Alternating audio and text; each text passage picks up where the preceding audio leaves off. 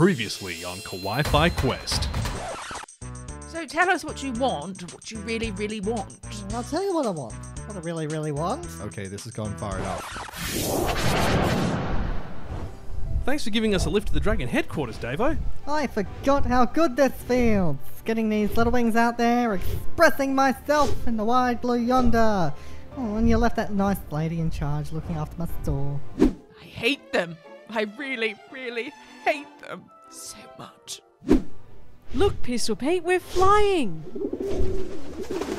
Oh, he's so happy to finally be up in the skies where he belongs. He seems more than a little nervous to me. Oh, nonsense. He's a dragon. He was born for this sort of thing. I still don't believe him. So, where are we actually heading? Oh, it's a magical place, known only to a select few.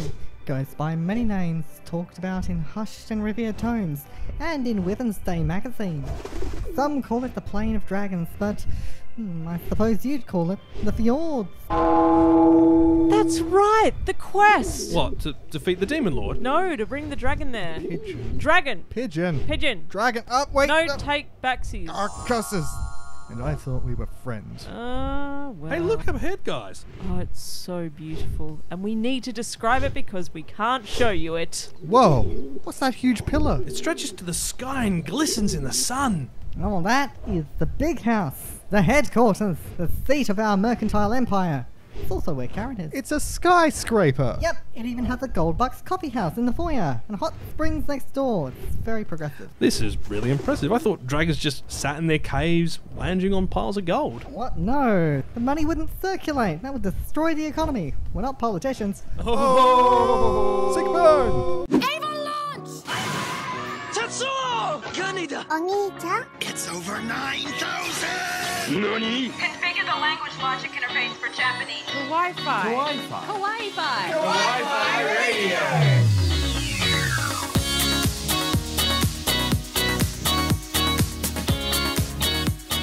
Konnichiwa and welcome to another episode of KAWAII-FI Radio, the podcast we look into the world of anime and manga and all things in between. I'm your host Kyle, and joining me are my co-hosts Coco and Kenny. How you doing, guys? Hello, not too bad. How's everyone's holidays? Fat.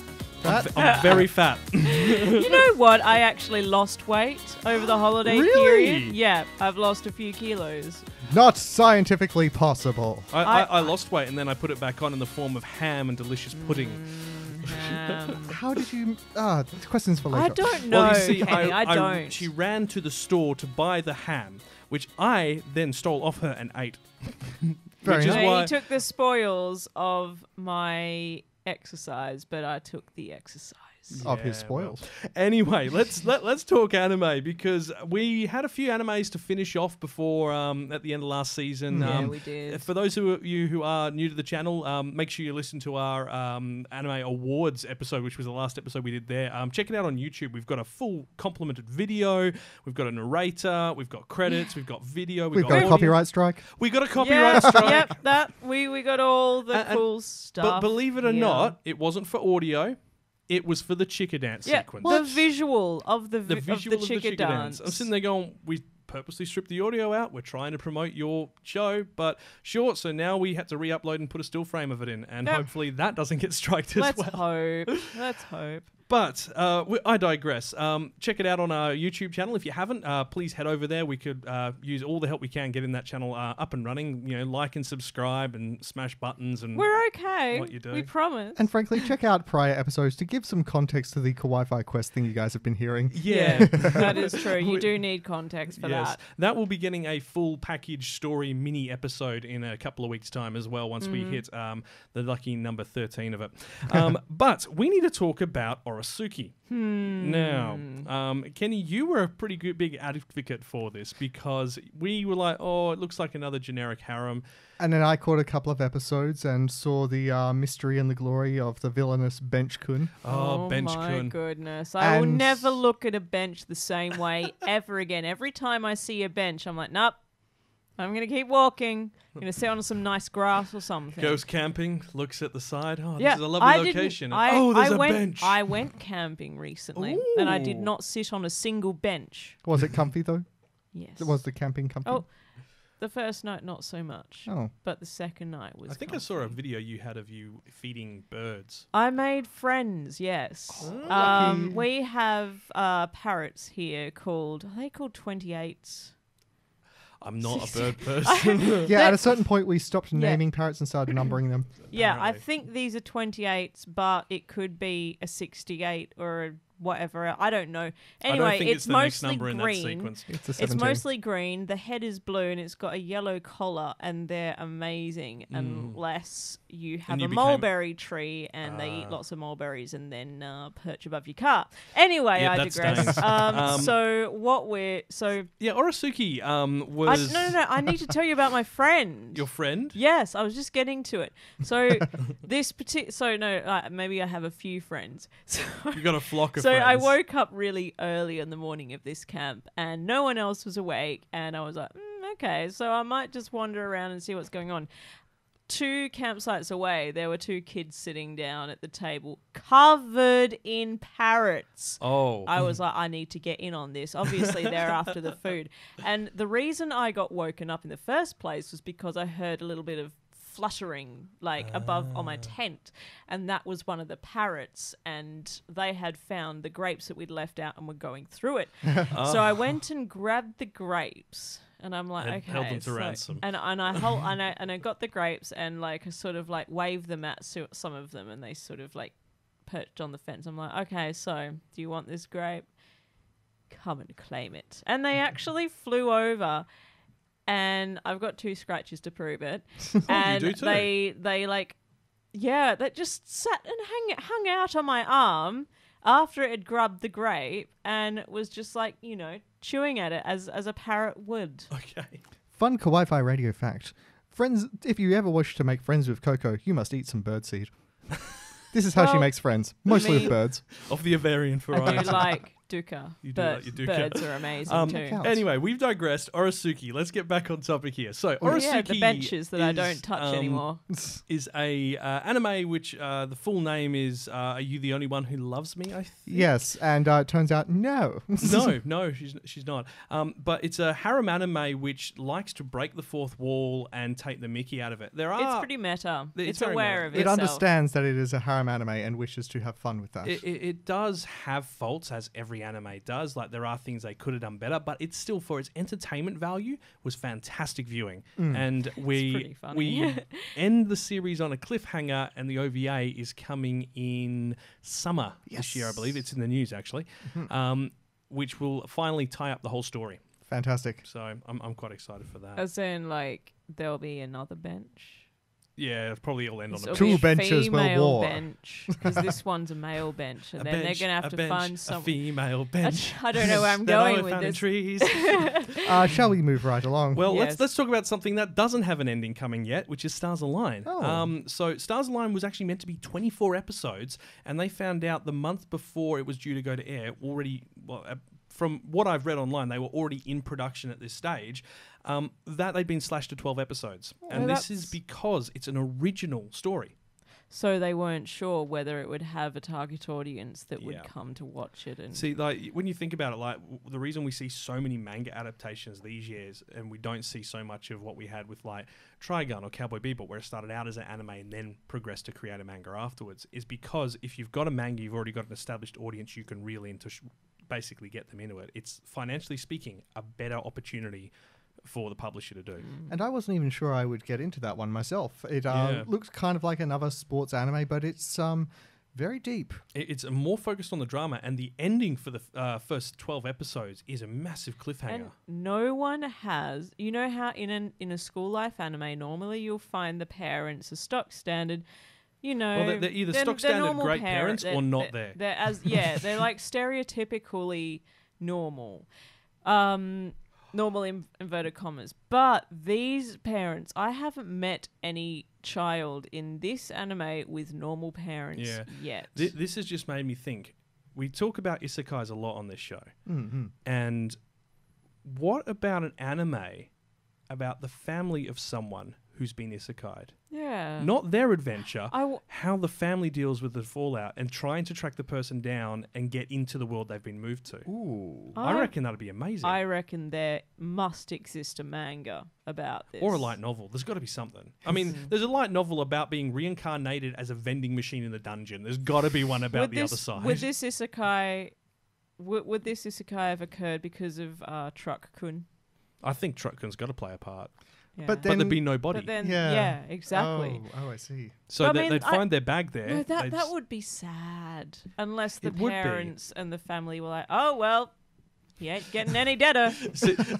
the series ends with the parents throwing themselves in front of Truck-kun and joining the child Oh in the other God, one. no, that's horrible. That is so dark. That That is- reminds me of that a is so very twisted. old cartoon I watched of Casper the Friendly Ghost. Oh, yeah. And he is really upset because he's friendly, but he hasn't got any friends.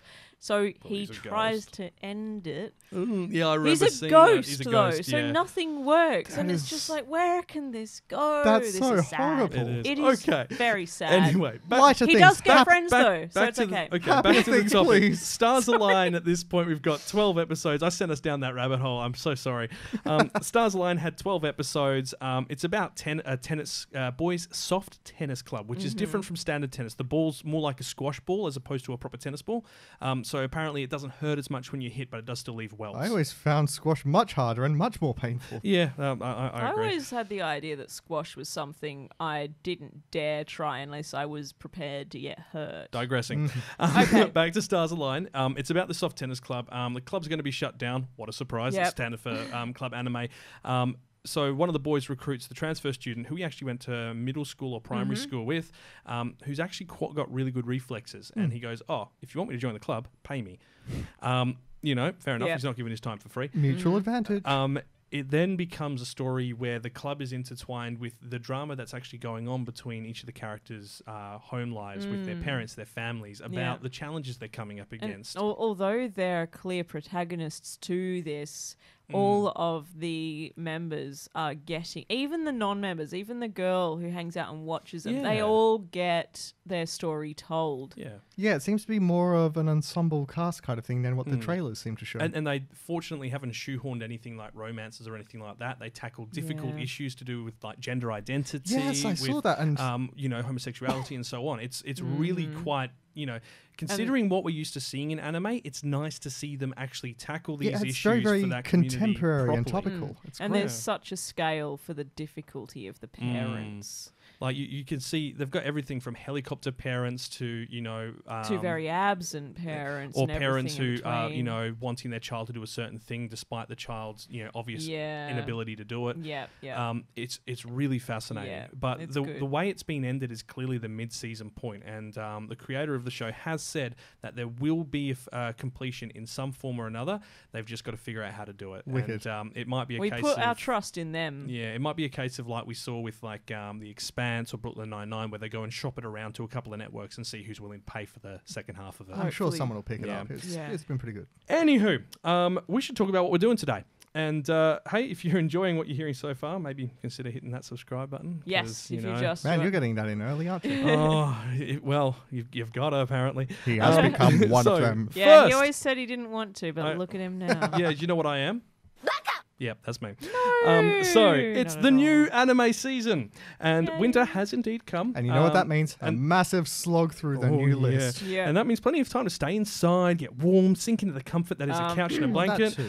unless Unless you're us In Australia. who obviously everything's if on you've fire if you've seen and the everything news, is you've still trying to seen kill us. there are fires all over the place. It's not great. We're fortunately nowhere near the Yeah. dangerous At the ones. moment, so we're all right. we're so all right. At the yes. moment, I'd be really worried. Yeah, if the but fire there was reaches there was a fire close by yesterday. Relatively close. There were some But it got put out fires. quick. There were some fires way out in the boonies, like way out in the desert, which are cut off certain highways. So Yeah. a lot of stuff couldn't get over to Yeah, Australia. we're like- missing some Yeah, fresh true. produce in the supermarkets because of it. It's Yep. quite interesting. Yeah, my dad Yeah. actually bought up on supplies because he thought it was going to be like a mega event. It was I great. mean, It's Has not. he also got a basement like dungeon like bomb shelter? He has started building one. There's a hole out the back.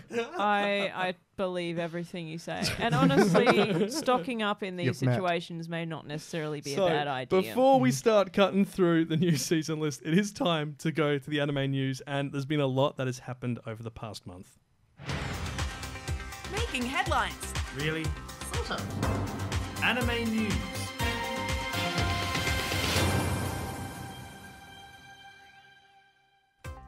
New seasons and OVAs for several 2019 animes are on the way, and a new Ghibli film is in the works. This is KAWAII-FI Anime News. Animal School Life series Beastars has a second season in the works, according to the series' official Twitter account. The Beastars manga won the 11th Manga Taisho Award back in 2018, along with the Shonen category at Kodansha's Manga Awards in the same year. The show's first season ended in December after a 12-episode run was aired exclusively in Japan. It will start landing on Netflix international platform in early 2020. Sticking with sequels, NN no Shobotai, i.e. Fire Force, has also announced a second season is on the way for summer 2020. The supernatural firefighter anime ran for 24 episodes in 2019 and will be joining the Toonami US lineup as part of their July fillings. The series can be streamed right now on both Funimation and Crunchyroll. And if you're wondering if Bench-kun's reign of terror has finally come to an end with the last episode of Orosuki, think again. An OVA is on the way to wrap up the series story this summer. Titled Oretachi no Game Set, the OVA will have a special advanced event screening in early summer in Japan, with a release date for home video to be announced shortly. Orosuki, Are You the Only One Who Loves Me? Has just finished airing in Japan, and you can watch it all through High Dive. Arachnid Isekai manga So I'm a Spider, So What has finally given an update on the series' upcoming anime adaptation, confirming it will be premiering this year. The series follows a class of students who are reincarnated into another world, with their position in the class playing a determining factor in what creature they reincarnate as. The female protagonist, who is one of the lowest positions in the class's pecking order, is reincarnated as a 1 meter long monster spider and embarks on a journey to survive the dungeon she's been thrust into. Studio Ghibli has rang in the new year with news a second film is in production at the beloved studio. While co-founder Miyazaki Hayao has been working on the studio's upcoming fantasy epic, Kimitachi wa do Ikuru ka, or How Do You Live, it's announced a second film is in the works. At this stage, it is unclear if this new project will be a full-length feature film or one of 3 short films that were announced for the Ghibli Museum in 2016. So far, only one of them's been made, but we'll likely hear more about that this year. New My Hero Academia film, Heroes Rising, will see a North American release next month, with cinemas in the US and Canada showing the series' second film from February 26th. Both subtitled and dubbed screenings are going to be released, meaning it will likely be heading to other English-speaking markets in the coming months as well. Heading to the bookshelves, and the Dr. Stone manga has gone on a brief break due to author Boichi's sudden poor health. Weekly Shonen Jump say the series is slated to return to print on January 20th, but we won't know more until then to make sure that the author is doing well. And recently returned dancing manga, Welcome to the Ballroom, is going on an indefinite hiatus, and that's according to Monthly Shonen magazine. The series returned from an 18-month break in July due to author Takeuchi Utomo's poor health, and it seems their health has deteriorated again. Kodansha say they will reveal when the manga will return once the publisher and Takeuchi have decided on a date. And the Death Note manga is returning for a special one-shot in the February 4th issue of Jump SQ magazine. The short story will focus on Ryuk's Death Note returning to the human world after the end of the main manga story. The one-shot will run for 87 pages and includes a full-colour centre page. And lastly, in dub news, the first trailer for Weathering With You's English dub have landed on YouTube, with news the film will be heading to US cinemas this month. Both the subtitled and dubbed versions of the film will open on January 17 in the US, and the UK and Australian viewers will have to wait a little longer for it to hit their screens. Weathering With You has already won several awards, including the Audience Award at the Animation is Film Festival NA, and the Best Animated Feature Film at the Asia Pacific Screen Awards. And that's your anime news for the weekend in January 12th, 2020. I can't wait to see where the Death Note goes next and what they do with it. How long ago was that? Like 10, 15 years? Yeah, it's been about that. It's it's doesn't pretty seem impressive. like that much. It doesn't feel like it's that long, but It really doesn't, but man, that thing has some staying power. It does. So it's the original writer and artists, thank you, who are got back together just to do this special one shot. To be honest, like I would love to see what happens. Like imagine the story's like 10 years later, and obviously the police are like, well, the problem's gone, it'll never return, and then suddenly a mob boss ends up with it. Ooh. Like that would be amazing. That would be epic. Imagine if a mathematician ended up with it, because they could find out how to never get caught. A mathematician. Yeah, because they'd be like, well, this, if I do this, then this happens, and then that happens, and the probability of that happening is this much. So this is what I need to do to kill that person. If and one of L's successors ends up with it and thinks they can solve the problem by removing the people who are causing problems? Which is what essentially sent light down that ethically, they month. Couldn't do that, though. Ethically, they couldn't, but No. you never know. I mean, we did see that both Nia and I can't remember what the M guy's name was, Mako. It's been a while. They both had obviously different takes on what was ethically right. M, in his case, obviously didn't mind a bit of violence. Obviously, like a bit of the hyper-violence. The ultra-violence. Ultra-violence. Maybe someone very random is going to pick it up, not realise what it's for, and just use it for shopping lists until it's all gone, and then just discard it. Just and it will never be writes used. cow down, and suddenly there's a crisis in the whole country. Oh God, the horror! That's horrible. So I'm a spider. Now, Spider I Sakai. have to say, I would probably, if we were back in high school, my social standing wasn't great. Yeah, me either. And I don't think it still is great. So let's just say I would be the spider too. And I'm sure there are cool things to find about being a spider. I'm not going to lie. The manga for this series is really good. I'd probably be reincarnated as a rat or something. I don't know. What about Let's a slime? step up. Yeah. Reincarnated as a slime. A rat would Slime. be good because they're so athletic. As I said, it's definitely better than being reincarnated as a vending machine in the dungeon. Like, I what's still to do don't with that? understand What? how that got published. Yeah, It's not a manga. It's What a is it? isekai light novel. so- Reincarnated as a vending machine in the dungeon. What do they sell? Supplies for adventurers, I presume. Isekai mangas. Yeah, I don't believe it's. I don't believe Yen Press have yet done an English release of it, but yeah, they'd be the one who'd have it. This came out not even 12 months ago. The first one. I was need just to like, read this. this looks interesting. Anyway, let's get on because there's a lot of shows to talk about. This is true. We and, do have. as much as I would love to talk about Spider Kai, as Kenny most eloquently put it, I would definitely prefer that we get stuck in because we've got so much to talk about, and there's a lot to discuss with this season. It's not as I wouldn't say it's not looking as promising as last season. I think it might be a bit of a slow burn. It might be a slow burn. Let's have a look. KAWAII-FI Radio. That's a lot of anime. Oh God, there's so many. Winter anime. The bagpipes are calling me. Oh, there, Johnny. Yes, I'm sure plenty of you recognise that if you caught Dr. Stone this season. Let's get stuck in because it is anime time. It is the 2020 first season of the year winter anime extravaganza. And we've got short forms. Yay, Got lovely music to back it up. We Yes, do. We do.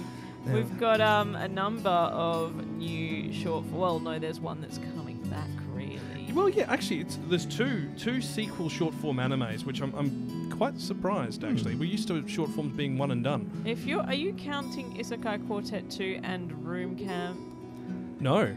Because I'm wondering if Room Camp counts as a sequel or like a continuation. Ooh, that's a hard question, isn't it? Yeah. Because I mean, it's good.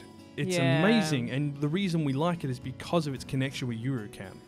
You reckon we're starting there, or? I mean, Well, look, let's get started from the top of the list and work our way down. Good old alphabetical order. yes. And we need to talk about Breakers. Yes, we do. Breakers is, I wasn't expecting this, but it is an anime short form, going to run for 10 minutes, and at this stage it looks like it's only 4 episodes, but we won't know that obviously until we get to it. 4 episodes only. 4 episodes only. Oh. Wow. So the anime will center on para-athletes who have all meet an outcast sports scientist named Ren Narita. The anime will have 4 stories about 4 different para sports: wheelchair basketball, track and high jump, goalball, and Paralympic swimming. Has this been partly funded by the Olympic Committee? I don't know, but here's the thing. The studio, Alba Crow, this is their first ever anime. They've not done anything, not OVAs, And this is not an short original forms. Yep. concept, isn't it?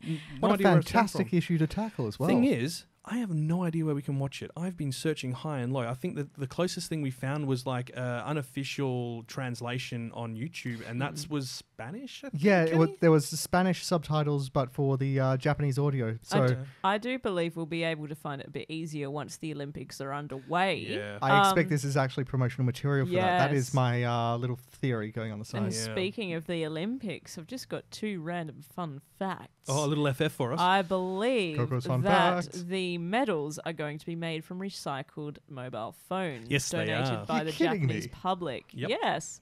And the Because there's a lot of beds- gold in there. So there's going to be like There a is gold more. Nokia.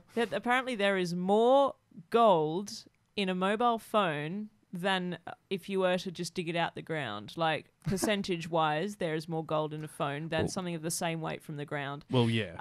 Yeah. Well, there we go. And It is also, refined. the beds for all of the athletes are going to be made out of cardboard. They are able to take up to 200 kilograms, apparently. So Okay. basically, Japan is trying to be very sustainable Yeah, good about on the 'em. Fantastic. Olympics, which Yeah. is amazing. But anyway, I Anyway, digress. Breakers. Very little known about it online. All we've been able to find is that first one, which aired Tuesday this week, actually. But I mean, yeah, have you guys ever seen anything in the way of like para athletes or sort of disability stuff in anime? I've seen it a couple of times, but it's like literally, I mean, literally 2 times. I can't think of anything. The only thing I can think of is an athlete being having an accident. That's the only thing I yes. can And that think they always of. recover It's as well. obviously not the same thing. Yeah, that's So Well- this is a great thing to actually see these days. Yeah. So either way, Breakers, it's a sports anime. It airs on Tuesdays at 6:45 p.m. in Japan, according to JST time. We don't know where we can watch it yet, but hopefully Crunchyroll or one of the big ones like Funimation will pick it up, and it'll get everywhere that way. So stay tuned. Which does bring us on to what we were talking about earlier. Something Camp. delightful, good old Room Camp, which is the short form version of Yuru Camp, i.e. comfy camp, i.e. laid back camp, i.e. my love, my life. That's the thing. It, from what I have seen of the synopsis and where the series is going, it's not going to be about them going and camping in picturesque locations around the Japanese countryside. Rather than educating us about camping, we're going to be educated on the pleasant, rather beautiful Yamanashi Prefecture. Yeah. The characters are going to be running around sort of looking at the place and doing various sort of cultural activities there. So this is now turned into a travel show. I'm down with that. I'm very okay with that. I'm Very okay. so ready for this. I want to feel comfy while having them show us all around their area. I'm so ready. Only gripe I have with this is that it's only 3 minutes an episode. Yes. It's not enough, It's not is enough. it? C Station, who are the studio behind it, they did animate obviously the original Laid Back Camp. They also did Dragonar Academy, Akame ga Kill, and High School Boys musical anime Starmie. There's also an episode 0 for this, and it was Yeah. on YouTube for a limited time on December 12th. It actually comes bundled with the Yuru Camp DVDs and Blu-rays that are just about to be released. Yay. Have we discussed how much I would like narrator San to narrate my life? life. Yeah, I think He's we got have. such a lovely, soothing, beautiful voice. Yeah. Coco was stuck in traffic again. You have to say it with a slight chuckle in your voice, like, Coco was stuck in traffic again. I don't You mean know. like a really terrible radio advert where it's just like, Yeah, but oh, my life is That's- so amazing now that I've purchased this device that I Yes, don't know what but to do with. instead of an American accent, a lovely Japanese man with his Lovely with his accent. voice and yeah. Anywho, Room Camp is comedy, sign, and slice of life. 12 episodes of it are coming and airs on Mondays around, 5 minutes to 9 p.m. in Japan, and you can watch it on Crunchyroll. It's only subtitled, no dub on the way at this point, but that's fine. It's only 3 minutes. We can read that. I think we'll read the synopsis. In the countryside of Yamanashi Prefecture, there's a high school named Motosu High School. Go even further to one of the school buildings, and you'll find a very laid-back outdoor club that uses the tiny room as their club room. Kagamihara Nadeshiko finally wants to kill some time in their club room. But then Ogaki Chiaki and Inuyama Aoi suddenly announce that they're all going on a trip. They drag the confused Nadeshiko with them, and the art club hustles all through Yamanashi. The girls enjoy the various local treats as they travel around, But where in the world is the end destination for this trip? Mount Fuji. Please be Mount Fuji. You know what? Fuji-san. Fuji-san. You know what? I want the next series of this short form one to just be them going to a different town, and then another one, and then another one, and just them showing off Japan in this way. All right. Well, let's, as I said, catch it on Crunchyroll. Next, we do need to talk about sequels. It's Isekai time. Yep. Isekai Quartet 2. Isekai Quartet. So, Isekai Quartet is, if you haven't seen the first season, it's a series, it's a petite anime crossover. I love how they call it a petite anime. Yeah, which features characters from works such as Overlord, Konosuba, ReZero, and Yojo Senki, aka Tanya the Evil. This season will be adding the Shield Hero characters to it as well. They get isekai to a sort of a Japanese middle school. It's technically a reverse isekai. So the people who've been isekai'd have been isekai'd back to their home world, but taking the other characters with them. So you're isekai'ing the fantasy people to a modern setting. It's like a double isekai. Yeah. Releases on January 14th in Japan. We actually haven't, obviously it's not that date yet. It's January 12th for us. So we still haven't seen the new season, but we did see the previous season. It was fun. Yeah, there's not really much to say about the plot. It's basically just taking these characters from various places and sort of it's kind mashing their personalities together, see what happens. Yeah, it's a bit of a sitcom. Yeah, and the thing is, Studio Puyukai, which has done... is doing this one. They actually specialize in chibi-style specials and miniseries for other shows, and they have done chibi-style miniseries for both Overlord, ReZero, and Tanya the Evil. All, not both, for all three of them. And then they've got ones for others as well. So it makes sense that they've already got this established art style that they go with. It's airing on Tuesdays just after midnight in Japan. 12 episodes, runtime of about 10 minutes. This one does come with the PG-13 rating attached. So hopefully we can catch that on Anime Lab, Annie Plus Asia, Crunchyroll, Funimation, who are running a simul dub on it, and Muse Asia as well. Awesome. But that brings us to one which has really piqued our interest. Ooh, yeah. This one is called Natsunagu. It's this has to do with the Kumamoto earthquakes in 2016. Yeah, it's beautiful, like the story behind how this got made. This one is going to be... How did it get made? Well, I'm going to be honest, this is something special. This is something that doesn't come around very often. This is a community creating something that showcases their community to support it. It was made by the people and starring voice actors from that region. So it's set in Kumamoto Prefecture, and that's located on Japan's southwestern island of Kyushu and just east of Nagasaki over the bay. Now, the anime is intended to support the prefecture's rebuilding and revival efforts after the April 2016 earthquakes, and the anime is set in that prefecture with both staff and voice cast all being Kumamoto natives. So they're getting, like, just basically everyone's come home to try and help. It follows a college student named Natsuna Kayaki from Tokyo who goes to Kumamoto after losing contact with her friend. And while she's there, she meets individuals with colourful personalities, and they just begin to sort of light a passion in Natsuna for the place. And I'm expecting this to be really heavy. Well, I mean, the genre categories that I've seen consistently everywhere are both drama and slice of life.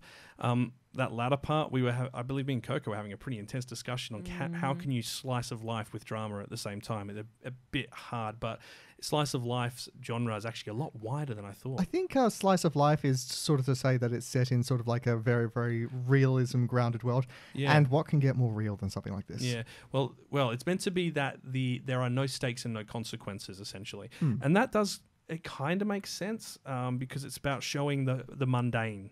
And making it look beautiful. Like, technically, Eurocamp is slice of life. It is showing what would be considered mundane, such as going shopping for camping supplies, but making it interactive and fun. It's not mundane at all. It's not. So we know there's no official studio behind it. It's just the local Kumamoto people all getting together. They found a location and just started working. There's no manga source or anything. It's running for 12 episodes, airs on Tuesdays at 1:35 a.m. in the morning. So that's Tuesday morning / Monday night.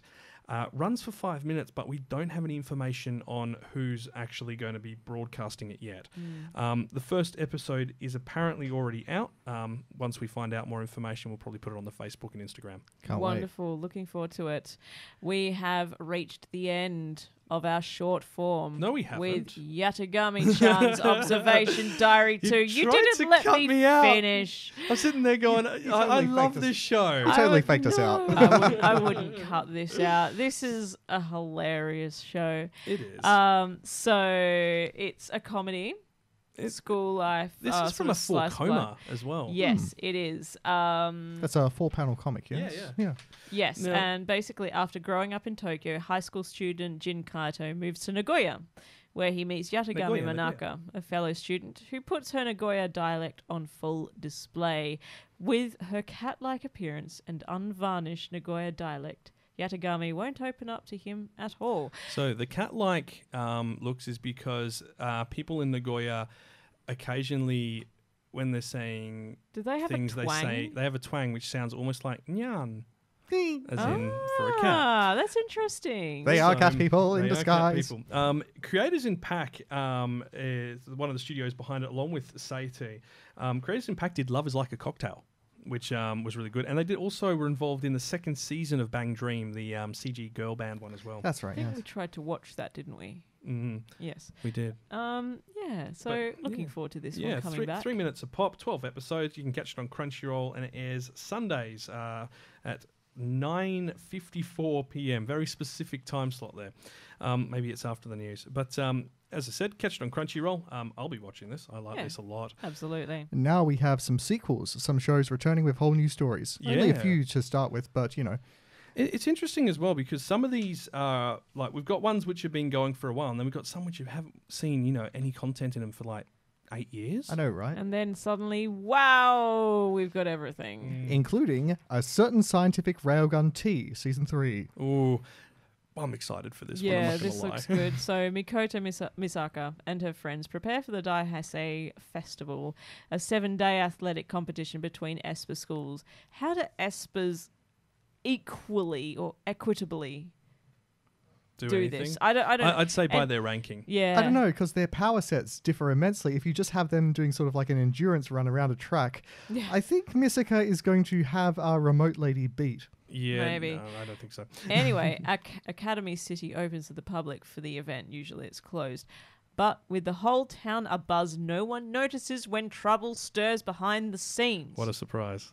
Trouble is happening, people. So, and it's happening in Academy City. A certain scientific railgun is from the same franchise which has given us a certain magical index, last year's a certain scientific accelerator. Railgun is a side story from Index, but I personally enjoy Railgun more than A lot of Index. people love Railgun. Yeah. It's action, sci-fi, superpowers. Something to note for this. This is R18 rated. What? The whole certain series is R18 rated for the violence that's involved in it. I mean, the fight scenes are pretty badass. They're pretty badass. Made by JC Stuff, which, are amazing. I honestly can't believe that's R-rated. Yeah, well, watch it carefully again. You'll be like, no, that makes sense. Originates from a manga and light novel franchise. 25 episodes of this are coming as well. So that's plenty good. Runs for standard 23-minute runtime. Airs on Fridays at 10 p.m. in Japan. So you can catch that on Crunchyroll and on Funimation. Crunchyroll have subtitled version. Funimation have the dub only. Okay. So there you go. Cool. That brings us to what we were talking about earlier, Bang Dream. Yeah, Bang Dreams for third season is landing. Yeah, the girl-powered bands are gigging again. That means Poppin' Party and other fan favourites are set to return for an all-new season of Bang Dream.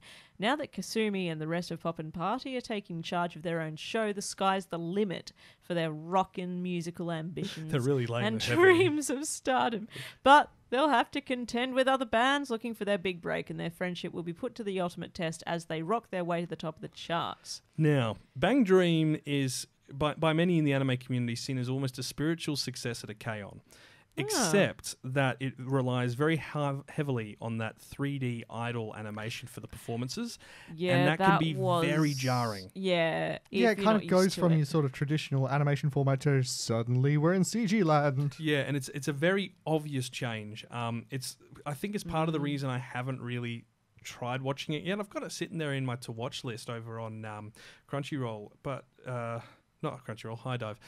But it's it's never kind of made me go, yeah, I really want to watch this, because I mean, I love K-On! This should be right up my alley, but well, I mean, that like CG's a bit too uncanny. If you love a show and another show is very similar to that show, you kind of don't want the similarity to somehow destroy your opinion of the first show. I understand that. Yeah. Either way, 13 episodes. Sure it comes from a manga/mixed media format. That just means it's music and artwork and all sorts of different things. It's kind of like a multi-platform project.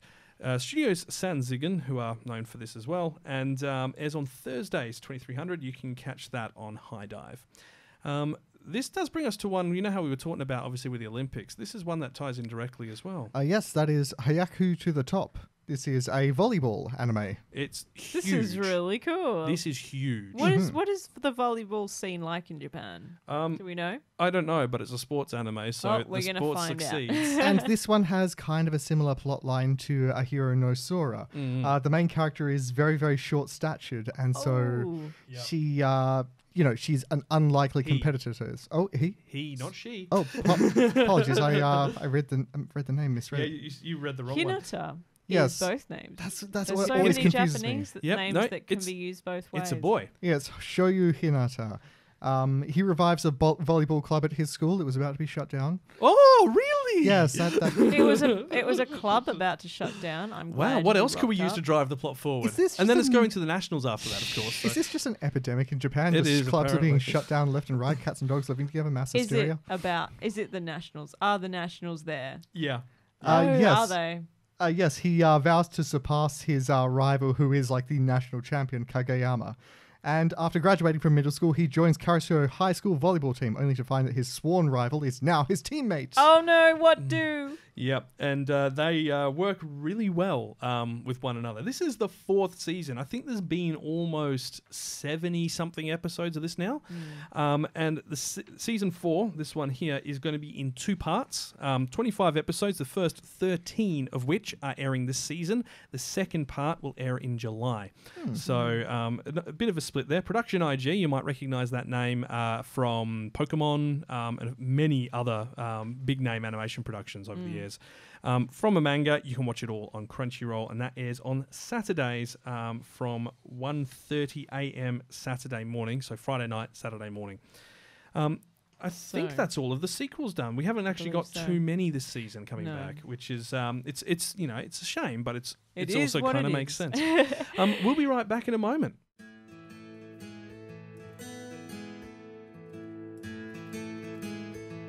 KAWAII-FI Radio.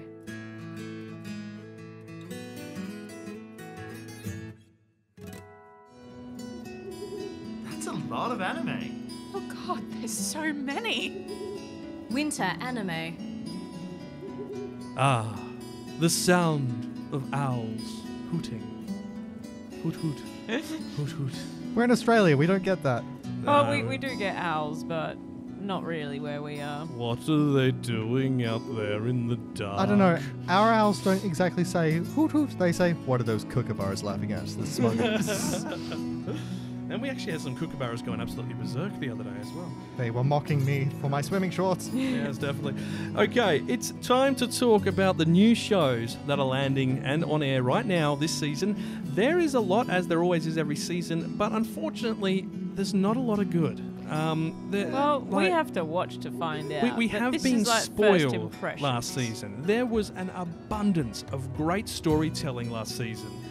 And it kind of feels like after that, we're kind of like going, oh, there's not as much this time around. But Yeah, I mean, like, perhaps. it has happened last year that It we'll did. get the new season and we'll be like, oh, this doesn't seem like much. But then it changes. It But there does. have also been some really surprising entries. Yeah. We were going, if there's any VR MMORPG games, the string of words is just becoming... Yes. It's... Yeah, we were expecting it just to be like, oh, no, it's We've just had another first one impressions of of a few just going, solid pass. But then we see them and it's just like, Damn, I'm going to have to stick with that. And then there was the whole, oh, this looks okay, in the case of Arifureta, and then realizing... Yeah, I think we might have another Arifureta this season. Oh, I'm ready for it. To be dear. honest, It's like, I not- still enjoy it. It's as ridiculous as that sounds and as awful as it is. I still enjoy it I will somehow. never It's comprehend. mad. I'll never comprehend your sense of humor, Coco. Yeah, I totally think Arifureta rightly earned its position as one of the worst of the year last year. It won the Arifureta Award. It did for worst animation, and it was up against very tough nominees: Arifureta, and the advert for Arifureta. So it earned it well and truly. I think that this first anime we're going to discuss has a little bit of potential, though. Yeah, So- look, it could be good as well. Please, Yeah. please enlighten us. What is So- 22/7? So 22/7 is basically... It's a music idol anime, isn't it? Yes, it is. One day, Miyu Takigawa suddenly receives a letter notifying her that she has been chosen as a member of a brand new project. Half in disbelief, she heads over to the location stated on the letter, which is a giant top-secret facility. There she finds 7 other girls also summoned there in the same way, and they stand in bewilderment as they are told, probably from a booming voice somewhere not shown, you are going to debut for a major record label as an idol group. A new kind of idol never before seen is about to be born here. So you see, the way that sounds, it's a top secret facility, and all I can think of is they are going to get genetically modified to become mutants and put on their own pyrotechnics. Or it'll be like, you know, Megalobox, where they have the boxing gear. Maybe they've got idol gear, where they're so in sync that it's just like these creepy idol hands. I don't know. I just always had it in mind that joining a band kind of required you to meet and like the people that you're in the band first. Yeah. Decide if you kind of work well together, have kind of cohesive talents. Spice Girls. One of the biggest bands that was artificially put together. Wait, seriously? Yes. I had no idea. 22/7 is that actually was a very series- well put together. Yeah. Whoever did that. Whoever did that was a genius. Yeah, didn't Um, roll. 22/7 is actually a series that's based on a digital idol group called 22/7.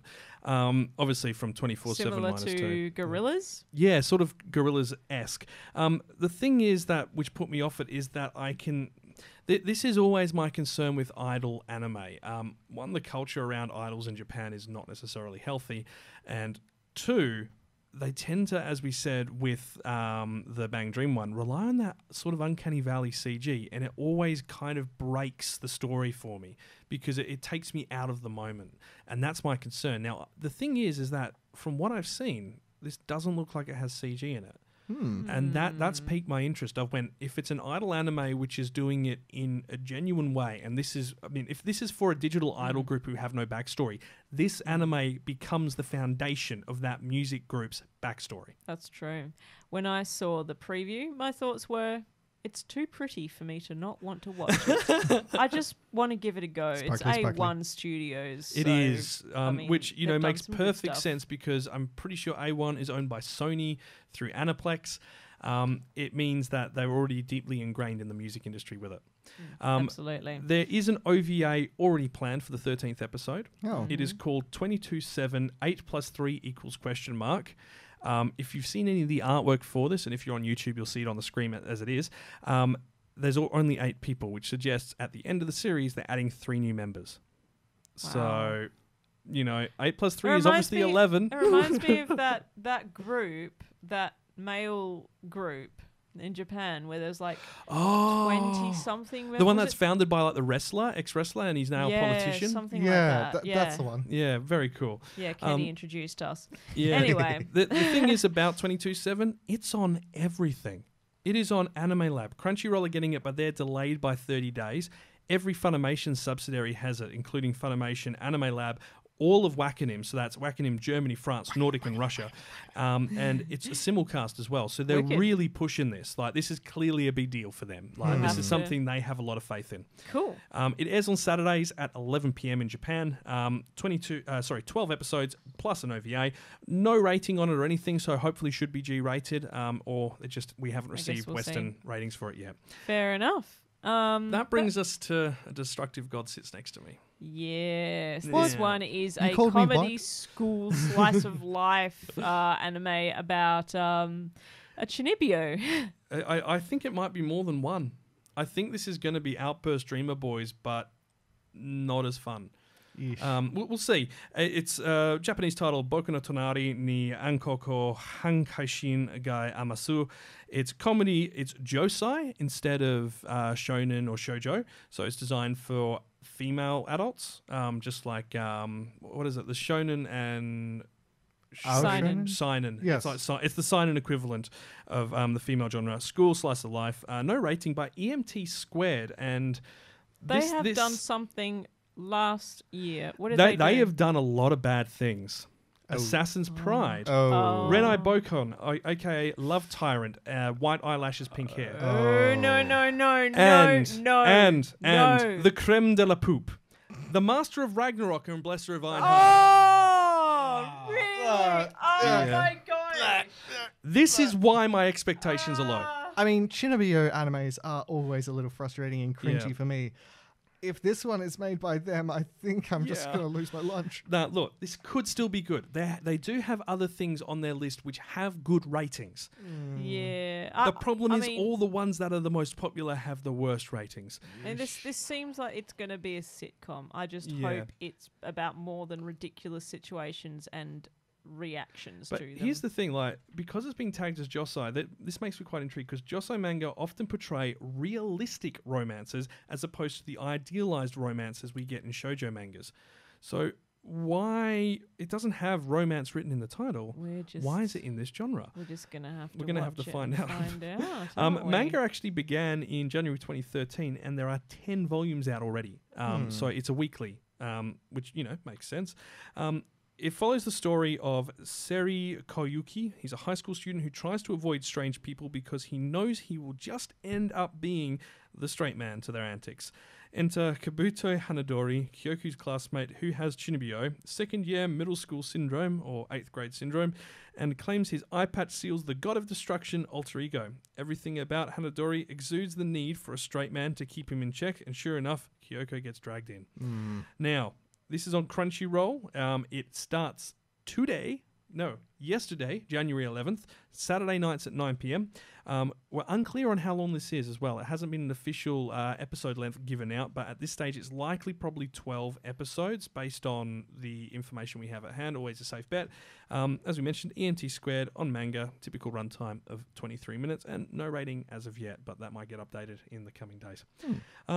We shall move right along now, I think, to something which I feel like is going to be very popular this season. Yeah, and we thought this was going to be bad. Yeah, we saw the cover art, we saw everything about it, and just thought, this sounds a bit like Mirai Nikki from a few years ago. Yeah, Future Diary, isn't it? Yeah. Yes, this is more like Mirai Nikki and Gantz met for a coffee and said, let's make a thing. Yeah, it's called Darwin's Game. Yes, it's a mobile app that people are sort of invited to randomly.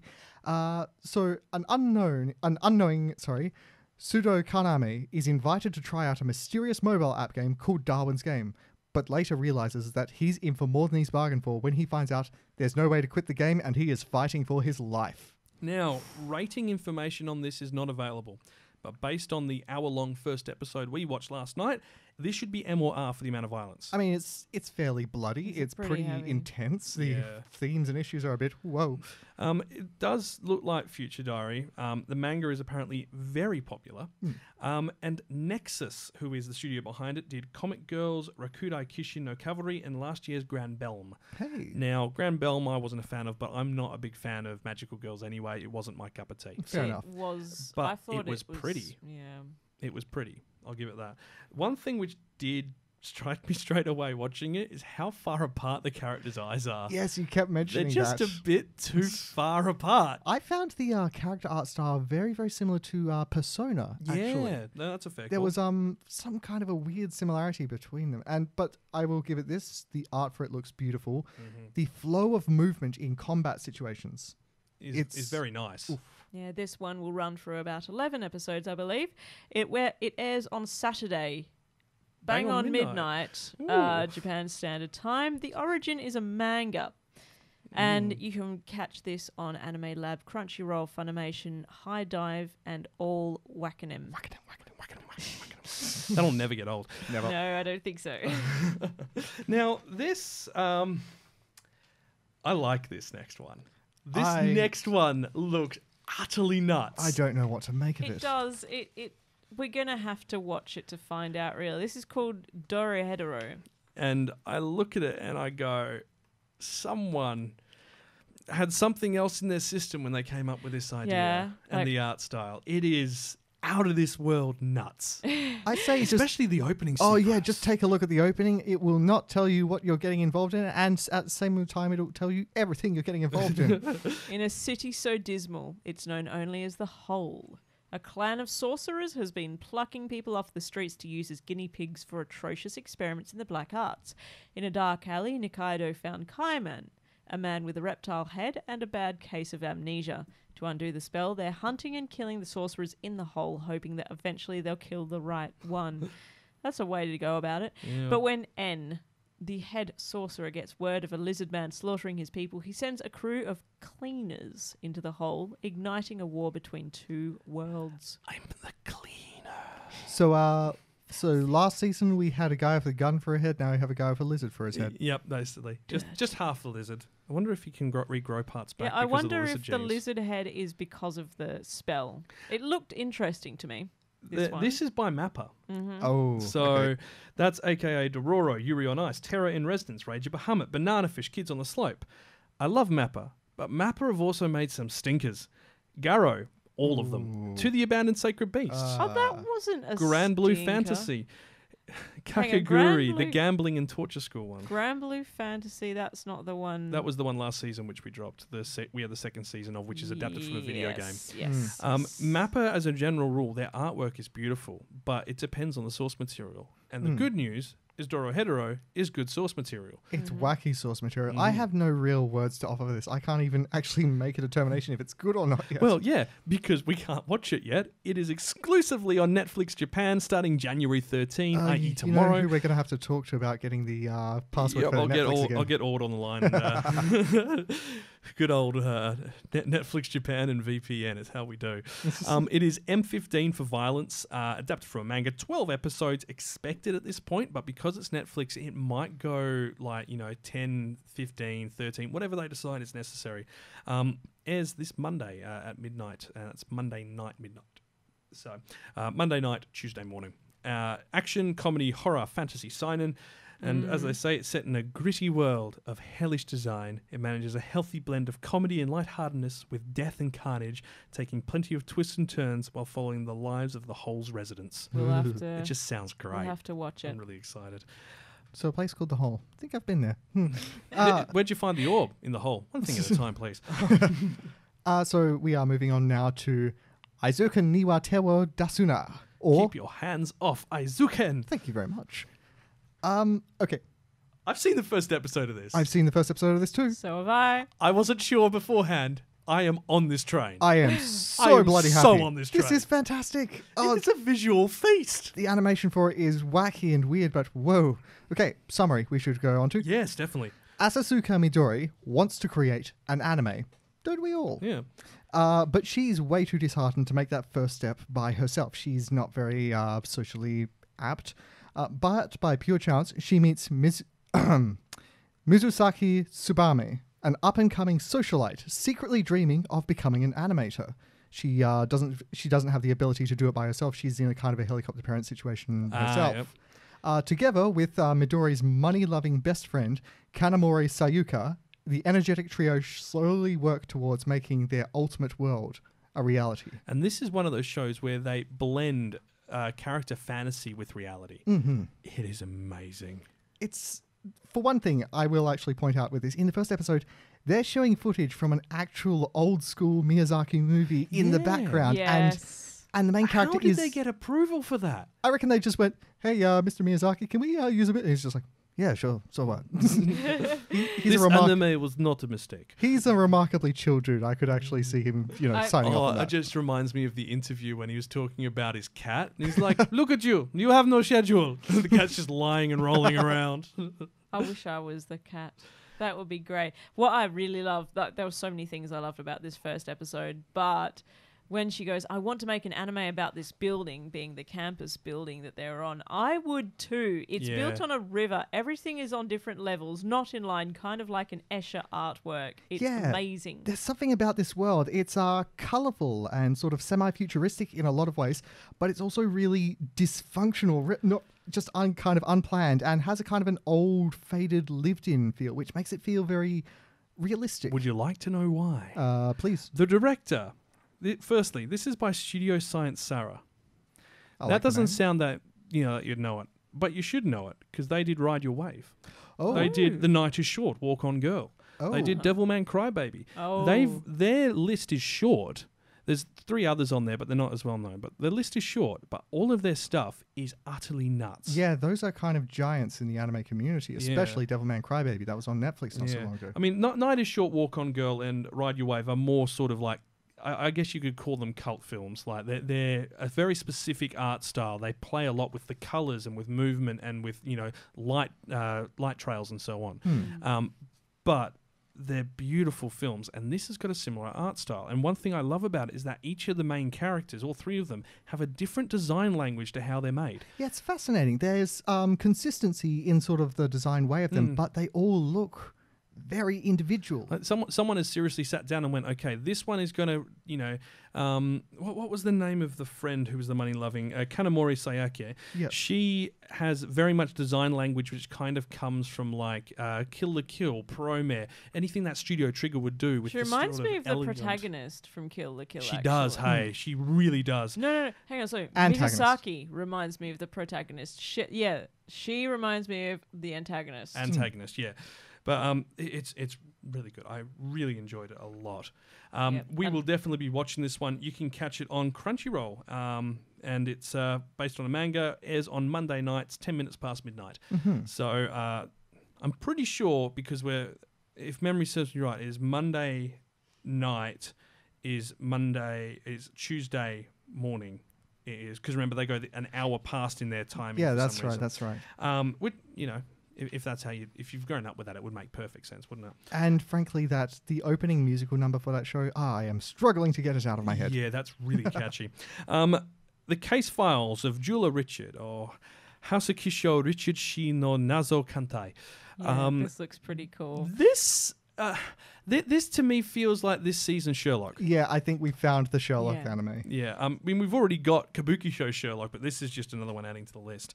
This is a pure mystery according to genre. Everywhere I've looked, pure genre. And it's based off a novel. Not a light novel, not a manga, a novel. Ooh, last time that happened was Babylon, so that could be very intriguing. Could be very good. Which we still need to finish. We do. So this one night, a college student with a strong sense of justice. Seigi Nakata, saves a gorgeous foreigner called Richard who is being harassed by some drunks. When Seigi finds out that Richard's a jeweler, he asks for an appraisal on a ring with a shady history, one which his grandmother had kept secret until she died. The appraisal had revealed her past, truth, and desire. This leads Seigi to work as a part-time employee for Richard's jewellery store, called the Jewellery Étranger, in Ginza, while solving various mysteries introduced to the Jewellery Étranger. The relationship between Richard and Seigi gradually changes. However, each of them has secrets they have not told anyone about. I'm really glad you did that, because I would have said étranger, or I can't. Étranger means foreign normally, but within context it can mean similar. Well, it does seem like he's meant to be someone from Europe who's travelled over there. Yeah, he's all blonde and very pretty. Isn't his name like ridiculously long as well? Like, yes, it's like 5 it really is. abstract names. I think it's 3 names, but they're... Yeah, we're going to have to find out. A bit too much. Yes. The studio behind it is Shuka, and they did 91 Days, Jurara, and Natsumi Yuchikajo. The soundtrack could be very good as well, based on the trailer, because it's very pretty. Somehow it reminded me of Akka. The way they move, the way A they little, yeah. Yes. Also, one of the top comments I saw on my anime list for this was, looks gay, I'm in. But if it Okay. follows the original novel, this is not going to be a boy love show. It's about a strong bromance, apparently. Whatever it is, if it's good, I'm watching. I don't mind. I don't have no problem with some Ao Shonen as long as the story is good. As Given showed us before. It gave everything to us. It looks pretty, but only time's going to tell if it's going to be actual, style over substance or style with substance. Now, this will be airing on Thursdays at 11:30 at night. It's going to be 12 episodes brought to you by Studio Shuka, and you can catch this all on Crunchyroll. That Good most old delicious of streaming services. Delicious streaming service. This brings us to something that seems a bit psychological. We're not talking about pet, and we won't be talking about pet because that doesn't cover our... that's a bit out of the field of where we can talk safely to be family friendly. So ID invaded, Which this one's we think called. might be id invaded. which is a Jungian ideal, which we Yeah. won't go into That's now. a psychology term, yeah. Yes. So Saikaido is a genius detective who can track down any criminal, but when his daughter is murdered, revenge lands him on the other side of the law.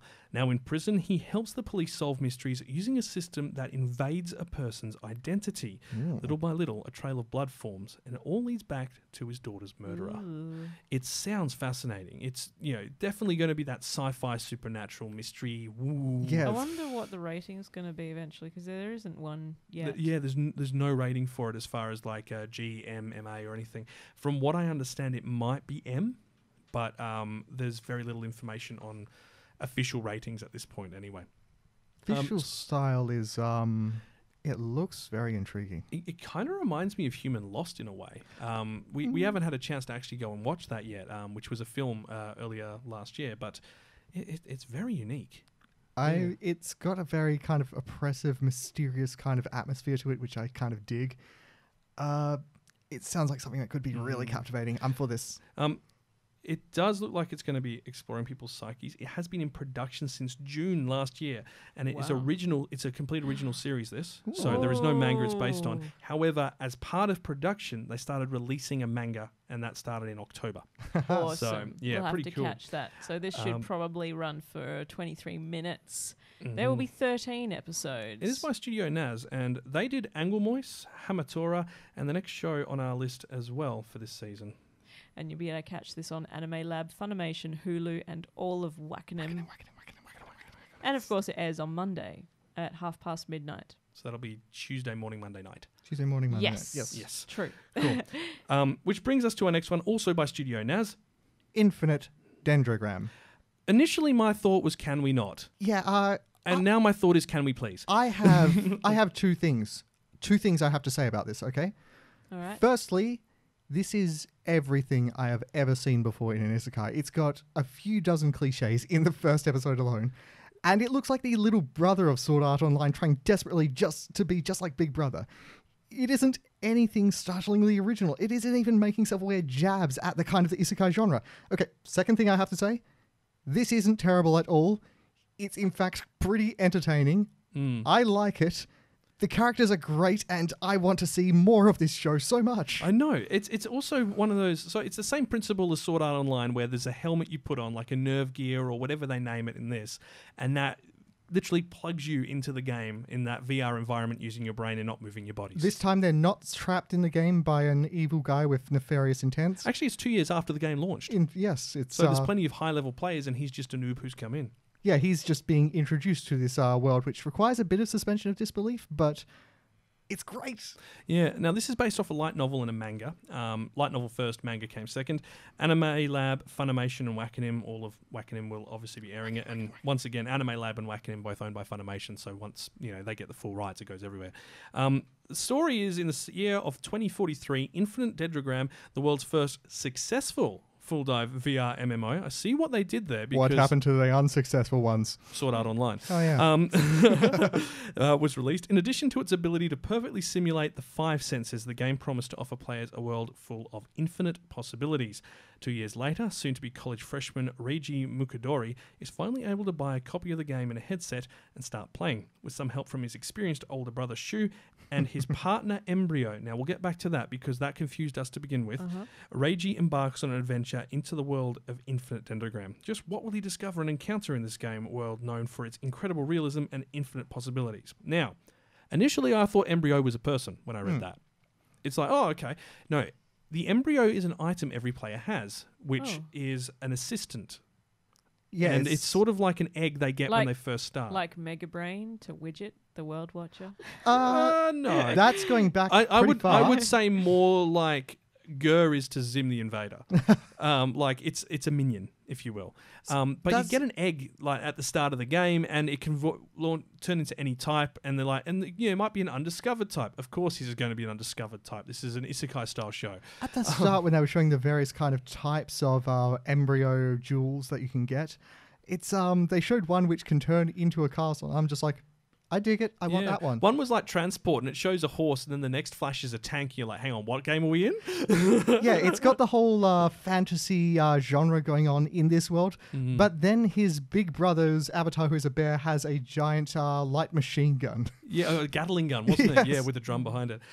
This show, look, I am so over the amount of low-budget, boring isekai that's been pumped out over the last few years. Like, there have been gems in there. There have been some really fascinating ones in there. But there've also been some utter stinkers, which we can, the Cabbage of Shame Award definitely deservedly went to one. And this is not one of those shows, I feel, where it's going to be bad. I'm actually hopeful for this. Yeah. I can't even explain it. It does just seem like another isekai, but I dig it. It seems kind of solid. Yeah, which is surprising. It is, as we mentioned, airing on all Funimation services, so Anime Lab, Funimation, Wakanim, airs on a day. I clearly forgot to get the day that airs on. We'll get back to you on that. There is already one episode out, so we can safely say it's not a Saturday or a Sunday. It's probably a Thursday, I'm going to bet. That's my bet. We'll go with that. And if you're watching on YouTube, I'm sure the icon will come up telling you. Light Right novel now. origin, 13 episodes at this stage, and fantasy game basis. And fantasy continues on in this next one, in Spectre. This As is in, fantasy? obviously, you'd think supernatural. Let's say. No, right. Fantasy supernatural. Okay. Totes counts. So Inspector is actually spelled IN/SPECTRE. So Oh, I see what you did Spectre. there. Right. Yeah. So this has definitely got to do with ghosts. This looks really interesting. 17-year-old Kotoko has a unique situation. When she was a child, she was kidnapped by yokai I was going to say, this is the one to do with Spirits. yokai and Yeah. properly showing them. and returned missing one leg and one eye. Since then, she has been able to communicate with otherworldly forces, both benevolent and dangerous. Kotoko is alone in her power until she learns that the crush she's watched from afar, Kuro, has had his own encounter with yokai. As if being touched by the supernatural wasn't enough, Kuro's personal life is also in shambles, unfortunately. But with their shared experiences and understanding, Kotoko and Kuro form a partnership to deal with mysteries, from ancient demons to the ghost of an idol. This For- excites me. For a girl who's used to dealing with spirits, maybe winning love might prove to be the bigger challenge, though. Say, Isaac, I've got a question. What's that, Miriam, my dear? Would you call this Magical Girl? I don't think know. so. I feel like don't magical know. girls don't really have. I mean, magical girl is very fantastical, but if It's very this is stylized, yokai, yes, then this has got an anchor in mythology, so it's a bit different. Because, yeah, she's a girl fighting the forces of evil. She's lacking the sparkles, but, Yeah, I mean, I feel like it has sort of like the vibe of like I'm not Mirai Nikki. That's definitely the wrong one. You know, like the magical girl ones we saw, which are kind of dark magical girls, not like Magical Girl Sight, but more sort of like I can't even remember the name of it. Oh, I know the one you're talking you about. know There's what a I mean. sequel coming this season, actually. Yeah. We'll get back to that. We'll get back to that. But either way, it's going to be more grounded in the real world as opposed to the magical girl world, and more grounded in the interactions, almost like a Yu Yu Hakusho from back in the day, which was the Ghost Files, where they're fighting yokai. Yeah, this looks really good. I'm very intrigued. It's by Brains Base, which has done Durarara, My Little Monster, Bacano, Spice and Wolf 2, My Teenage Romantic Comedy Snafu. I mean, there we go. yeah, the studio, if they did Bacano, this actually could hint at something else. Yeah. Guy who initially made Bacano wanted to do that as like full kind of yokais, demons, and magic kind of thing. So I don't know. Well, maybe this is a return to form. Well, this is already based on a manga, so unfortunately he probably doesn't get a say. Damn it. 12 episodes, 23-minute runtime, airs on Sunday at 1:30 in the morning. This is not out yet. It comes out this Sunday. You can watch that on Animax Asia and Crunchyroll at this stage. Normally more people do jump on board after that, but it looks really cool. I'm interested. So am I. This next one we've actually watched. We have. This was another one which looks like another kind of an isekai one. It's called BOFURI. I don't want to get hurt, so I maxed out my defense. And max it out, she certainly did.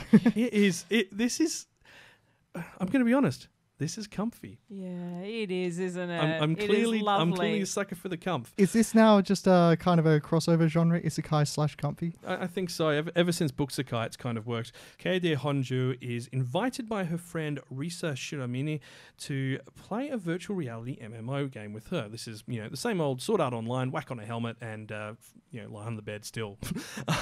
While Keide doesn't dislike games, what she really truly dislikes is being in pain. She creates a character called Maple and decides to put all of her points into vitality to maximize her health and minimize her pain. As a result, she moves very slowly, can't use any magic, and even a rabbit can get the best of her. But as it turns out, she acquires a skill known as Absolute Defense as a result of pumping all those points into vitality, along with a load of counter skills that work especially well against special moves. Now, with her ability to nullify all damage, she goes on an adventure. And she worries sometimes, but her worries never actually count for her stats on defense are so high that she doesn't need to worry. She ate a dragon. Yeah, that's there. She does. That's not exactly spoilerific. You will understand once you get to the end of the episode, but that's not how you fight. Character-wise, she comes across as a bit clueless, naive, and adorable, but she's also kind of driven and independent. She wants to play the game in kind of her own way. Yeah, which I really enjoyed about it. I love it. And it also, the people who are, kind of seem like they could be antagonists, I think they're only going to be antagonists in the fact that they're probably the same class as her, and it's the challenge to see who's the better. It doesn't feel like there's any high stakes to this. Yeah, it does hint at that there's a competitive edge to this because it turns out her friend is sort of like a competitive professional player. Mm-hmm. But yeah, I don't think there's going to be anything more than that stakes-wise. I think everyone should jump in on this and have a look because it's great. It's great because Silverlink, the studio behind it, did Kokoro Connect, Baka and Test, Watamote, i.e. Love is Hard for an Otaku, Masamune-kun's Revenge, Ao-chan Can't Study, Non Non Biori. They've got experience with the comfy. So wow, this they know they're explains so comfy. much. I mean, admittedly, Kokoro Connect, Baka and Test, and Masamune-kun's Revenge, not so much comfy. But there were a couple of details which really stood out to me about this. That this wasn't just people being in sort of like an RPG world. This was about people playing a game. Yeah. The first thing, I feel like this is the first kind of reported instance of someone mentioning a report function. Yeah, because it's like, what do you mean you kidnapped her? I'm going to report you if you don't tell me what's going on. No, wait. Yeah, it's like, there's a function for that? And really? At a couple of points, you see the community in chat rooms talking about the character, the main character, and sort of being kind of supportive, guiding, and just pleasant. It's really lovely. It's a nice community. It is. Yeah, so this one runs for 23 minutes. There will be 12 episodes. Will be airing on Wednesday at 10 o'clock at night. You can watch it on Funimation and Muse Asia as well. Now, has everyone got their plunger ready? Because I'm ready for this one. We're going to go digging for some toilet humor right here. This is Jibaku Shonen Hanako-kun. And What can we say about this? It's toilet-bound Hanako-kun, and it is to do with... It's toilet humor. Look, The whole thing. You've probably, if you've watched a fair bit of anime set in schools, you've probably heard about the idea of school mysteries. So like the 7 mysteries of this school. And Hanako-kun is a mystery which for some reason grew in popularity during, I think it was like the 90s or early 2000s, at least with school-aged children. I'm sorry, wait, so this is based on an actual... This is based on an actual school mystery which populated really? throughout Japan. I was going to say, was this like a bit of a Moaning Myrtle ripoff? Or maybe Moaning Myrtle was a ripoff of this. Who knows? You never know. Essentially, look, first off, I've got a few things to say. I don't know about this, but I want to see what's going on. Yeah, the art style's unusual. My notes for this includes the words, I don't know. The studio behind it is Studio Lurch. You might recognize them if you've seen Assassination Classroom, School Live, Zombie Survival, Danganronpa, Carnival Phantasm, Given, Radiant, Astro Lost in Space. Wow. So they've had a lot recently that have really shown up.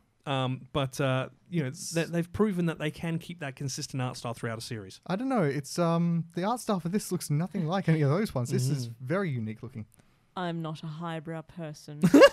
I Neither am very I. much enjoy toilet humor, and I want to know where this goes. Just toilets are just funny to me, so I'm ready. All right, Kenny, give us the lowdown. What's the story? At Kamome Academy, rumors abound about the school's 7 mysteries, one of which is Hanako-san, said to occupy the 3rd stall of the 3rd floor's girls' bathroom in the old school building.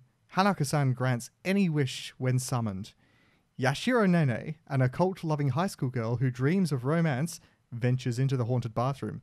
But the Hanako-san she meets there is nothing like she imagined. Kamome Academy's Hanako-san, the ghost in a toilet, is... a boy. So In the dun, girls' dun, dun. toilets. maybe it was a boy's bathroom at some point. They swapped it around. Or maybe it was a girl's bathroom and he was caught peeping and they killed him. Or maybe he was a girl but then swapped to being a boy. I think that's a bit too much for Japan to consider. I think Mysteries! it'll be something silly. But we'll find out. Look, this Yeah, I'm show, looking forward to it. I've got to watch it. I need to know. And you can watch it on a lot of places. Animax Asia, Anime Lab, Funimation, and all of Wackanim's. Yeah, have it. So it's definitely worth having a look at. I'm going to Yes. reserve judgment until I see it. Shall we move along to Corsairo Asteroid? Asteroid in Love. This is Th- lovely, this- this one. Look, this piqued my interest because I'm a massive space nerd. I watch rocket launches. I do research on stuff to find out what's going on the SLS. I'm a nerd and I love that factor of it because there's just it's so cool. You study space. I study space. It's fun. This is by Studio Dogakobo, which I'd never heard of before. But we've seen their stuff before. Oh. And it's all comfy. Helpful is. Fox Senko-san. Oh. How heavy are the dumbbells you Oh. lift? Plastic Memories. Himoto Amura-chan. Gabrielle Dropout. Yuru Yuri. I know a couple of those. Now, Gabrielle Dropout, not so much Himura-chan. comfy. Plastic Memories, not so much comfy. But the rest, they're pretty chill. Aw. A lot of Doga's animes are very pretty, and almost all of them have exclusively all-female cast. And this one is once again very, very pretty. When she was little, Mira Kinahata met a boy named Ao at a campsite in town. Camps. They were at a camp. Yep. While gazing at the starry sky together, Mira learns that there's a star with the same name as herself, but no star named Ao. The two then promise to one day explore asteroids together and find a star to name it after him. Several years later, Mira enrolls at Hoshizaki High School and decides to join the astronomy club to fulfill her promise. However, she learns that the astronomy club will be merged with the Geological Research Society to form the Earth Science Club. Which makes sense. but, you know. Reluctantly, Mira goes to the club room and is reunited with Ao Manaka, the person she made the promise to explore asteroids with, and is shocked to learn that she is a girl. A girl! See, I know, like, when we were watching it, it went, the Earth Sciences Club, this makes no sense. This makes perfect sense. I've interviewed people who are geologists who are studying rocks from Mars. You know, I've interviewed people who are It's the same in stuff, the geology just stuff out of who are space, using isn't it? that to then figure out planetary composition. It's a connected And area. I'll be honest, when listening to that synopsis about, how it's going to be the blending of these two sciences and how you were telling me that about how there is a lot of crossover between us two.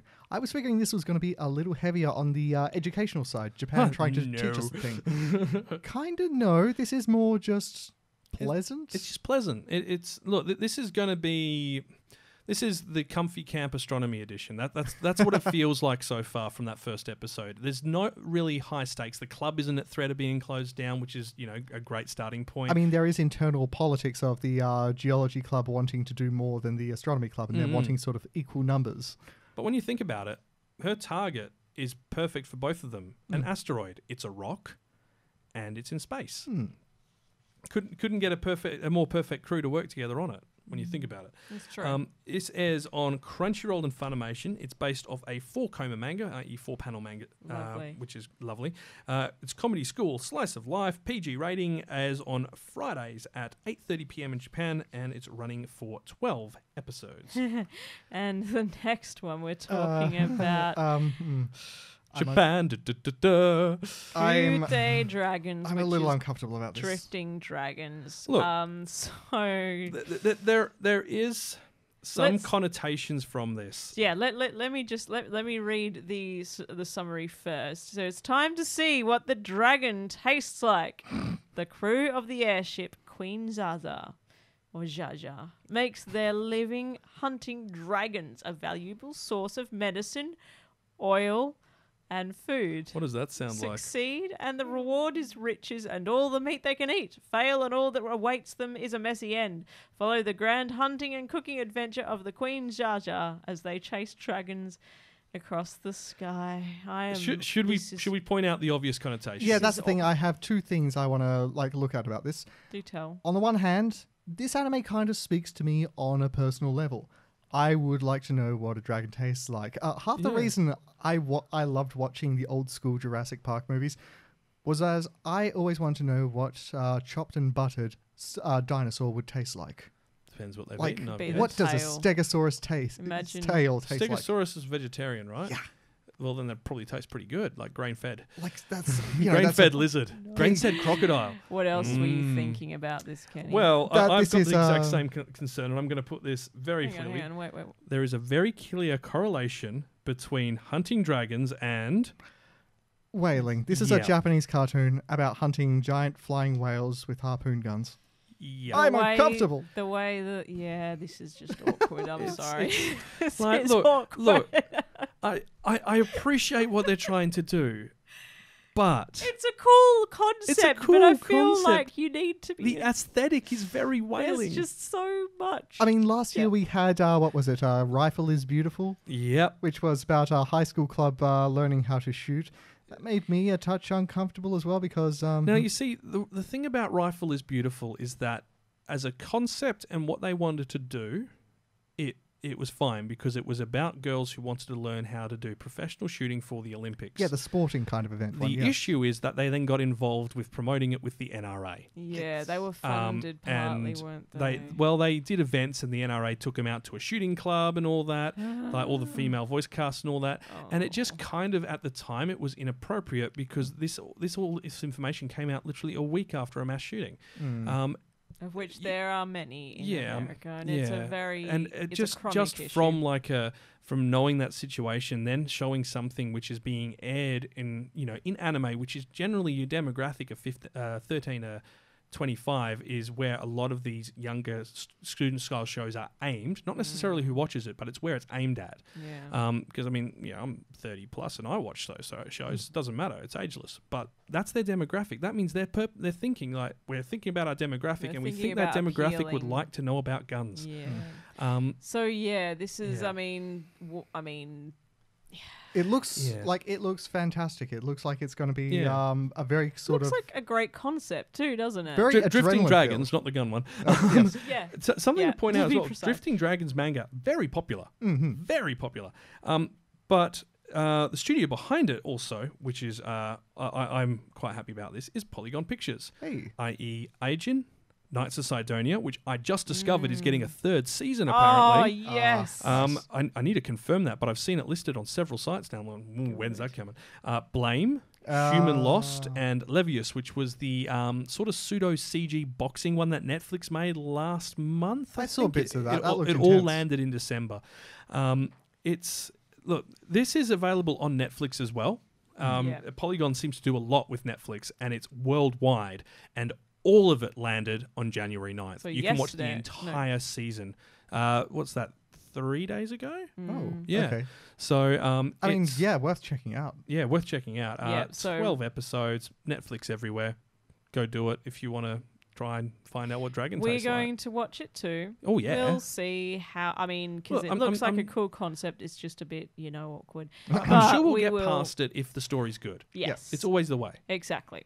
So, on to Magia record, Puella, Magi, Madoka, Magica side That's story. the one we were thinking about. Yeah. Is that the one? Yes, it is. Okay. So, Magical Madoka is a series. If anyone who's watched it anyone listening has watched it, you know exactly what you're in for here. Yeah. This is a side story with different characters just set in the same universe. I feel like I need to have watched Madoka Magica before this to actually understand, though. This is similar in principle to Magical Girl Site, where it's a darker take on the magical girl fantasy genre. Yeah, it's like girls are given fantastic powers to save the world from monsters, but what of the cost, man? Yeah, what of the cost? Magical Madoka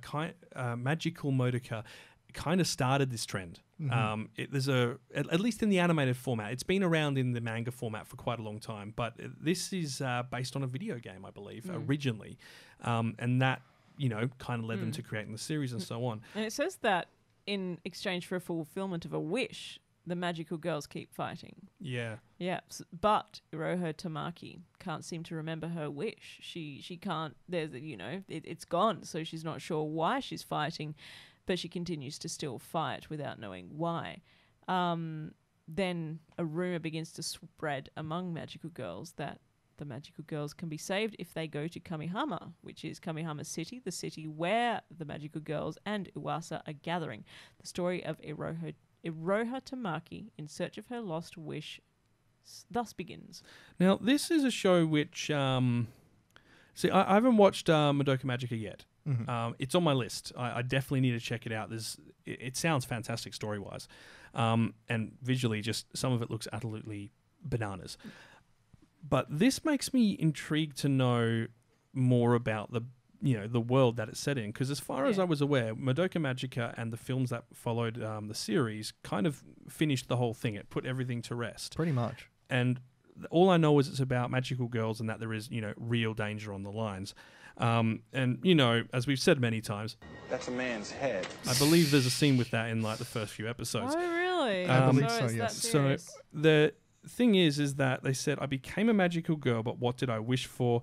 And that's why I became it. And they're saying that, magical girls can be saved. So does this mean that granting that wish is indentured servitude to the wish granters, which I presume is the Uwasa, which I believe might be the spirit creatures, like the little... the little monstrous cat thing you see around. It's got an adorable face, but it has a so horrifying does that demeanor. mean that they have to fight until they die, and that's the end of their contract? So is there a way out of it?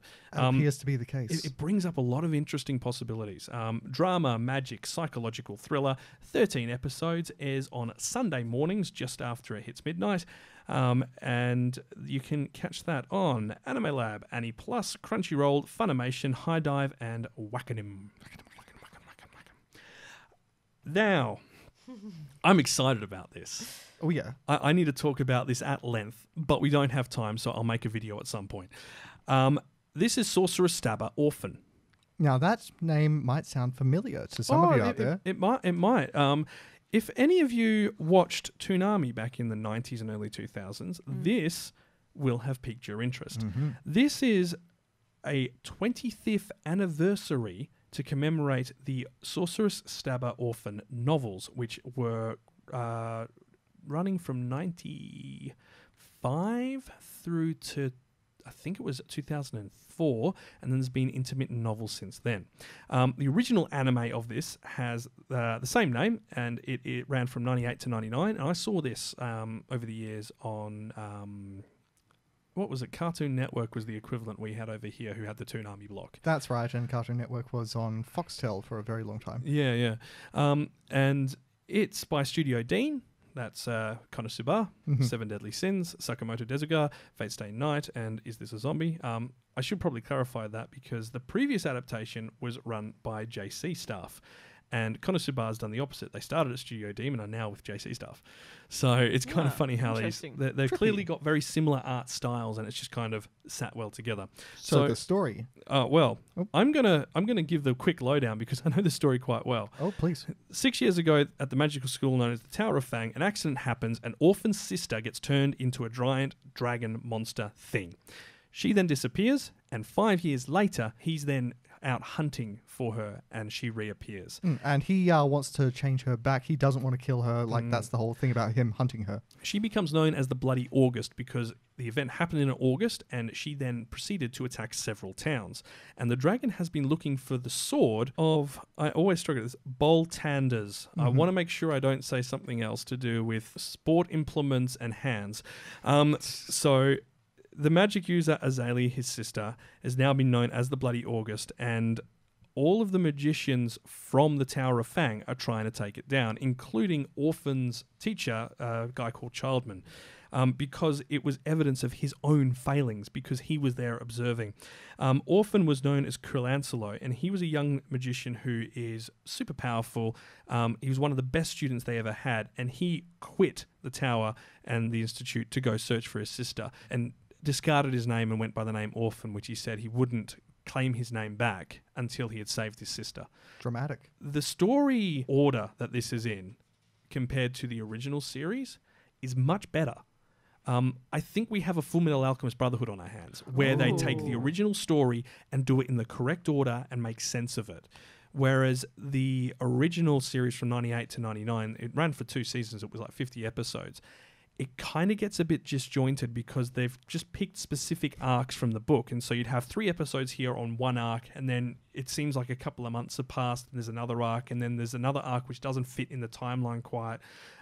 Not to mention the official English dub. Oh, it's appalling. The original dub from 98 just doesn't match the subtitles at all. No disrespect to the original voice artists. Oh, the voice actors were great. It had Magic, his apprentice, is voiced by Spike. Oh, as in Spike from Cowboy Bebop? No. Oh. The guy who voiced Shinji. Oh, wow. Spike Spencer. Yes. Oh, right. Not Spike. Yeah, not Spike. But look, this is going to be everywhere. It's on Anime Land, Anime Lab. I've written Anime Lad. That'll be it. He is the hero that Otaku demanded. Anime Lad.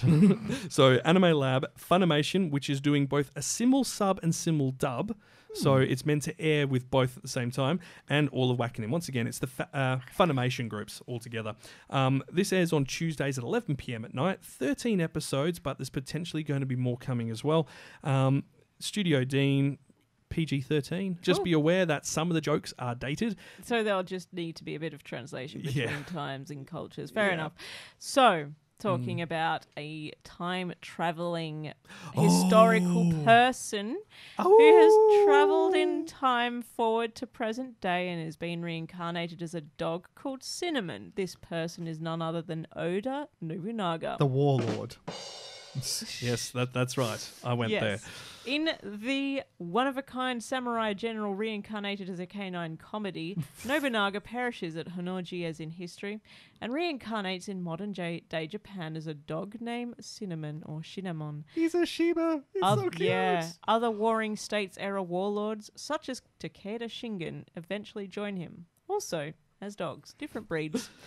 Yeah, it's like, what is it, 6 of his fellow warlords are all reincarnated as small, adorable dogs. And once again, this is like Sherlock's. There's one every year. This is this year's Nobunaga. Last year we had Gorgeous Butterfly, which was amazing. Yeah, it was great. It was like... That was like a tribute. This is kind of like a disrespect. This is kind of a sacrilege.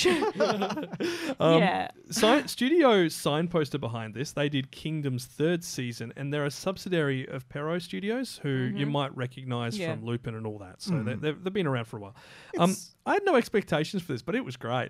what was the conversation that preceded this anime? How was this decided? It was a drinking party. I bet it was a drinking party. Well, I wonder, because his final line is, maybe I'll be reincarnated as a dog. Maybe that's actually a line from history that someone overheard. Let's find out. Like, We'll maybe find out that's for you. where the concept came. It's like, what if he did? Or if anyone listening knows whether he did Yeah, say guys. this, please tell us. Like, please drop us a comment or a like or a Facebook thingy. You're chucking it back in. You have become one of them. I've become one Yes. of But them. I had my own sort of theory after watching the first episode, actually. What did you tell? Yeah. Because in the ending sequence, you see a bunch of live action dogs. I was going to mention that, yeah. Do you suppose the creators of the show kind of got together, had their dogs sitting around like, oh, look at how they're interacting. They remind me so much of Nobunaga and his generals. Somehow. It's a leap, but, you know. Bit of a leap.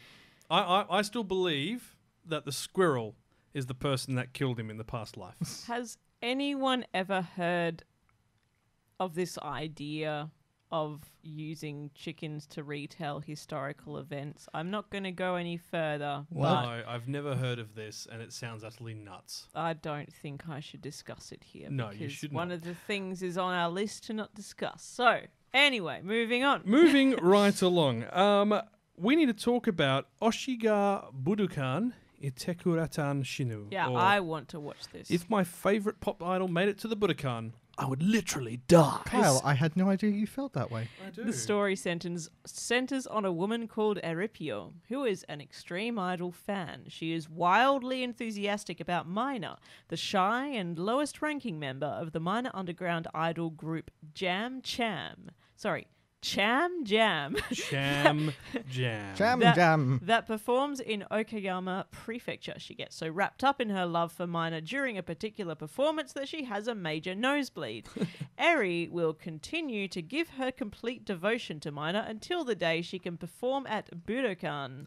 Now, this is, and rightly so, the guys over at Anime News Network, as we all know, they quite regularly go through and have a look at all this. And one of the points the guys made in his look at this was that this is a commentary on idol culture Yeah. in the same way that Genshiken is a comment on otaku culture. Oh. And he says, you know, it looks at obviously the culture behind it, but also with the problems with it, as we saw with Genshiken. You get to see, you know, the issues around the people who are involved in that culture and the what problems kind they of- face while yeah. trying to integrate with society. And this is meant to, well, according to them, a similar look to it. Now, I haven't caught the first episode. It aired on Friday, and I haven't had a chance between then and now to do so. But to be honest, if it's anything like Genshiken, I'm interested. I mean, you were mentioning earlier that idol culture seems pretty crazy. It's a bit crazy, yeah. Yeah, what I found interesting is that they mentioned that Cham Jam is a minor underground idol group. And when I Yeah. was watching Terrace House, this is a show on Netflix. It's similar to Big Brother, But more but there are chill. no rules. They're just cameras everywhere. And it's very, very pleasant. It really is.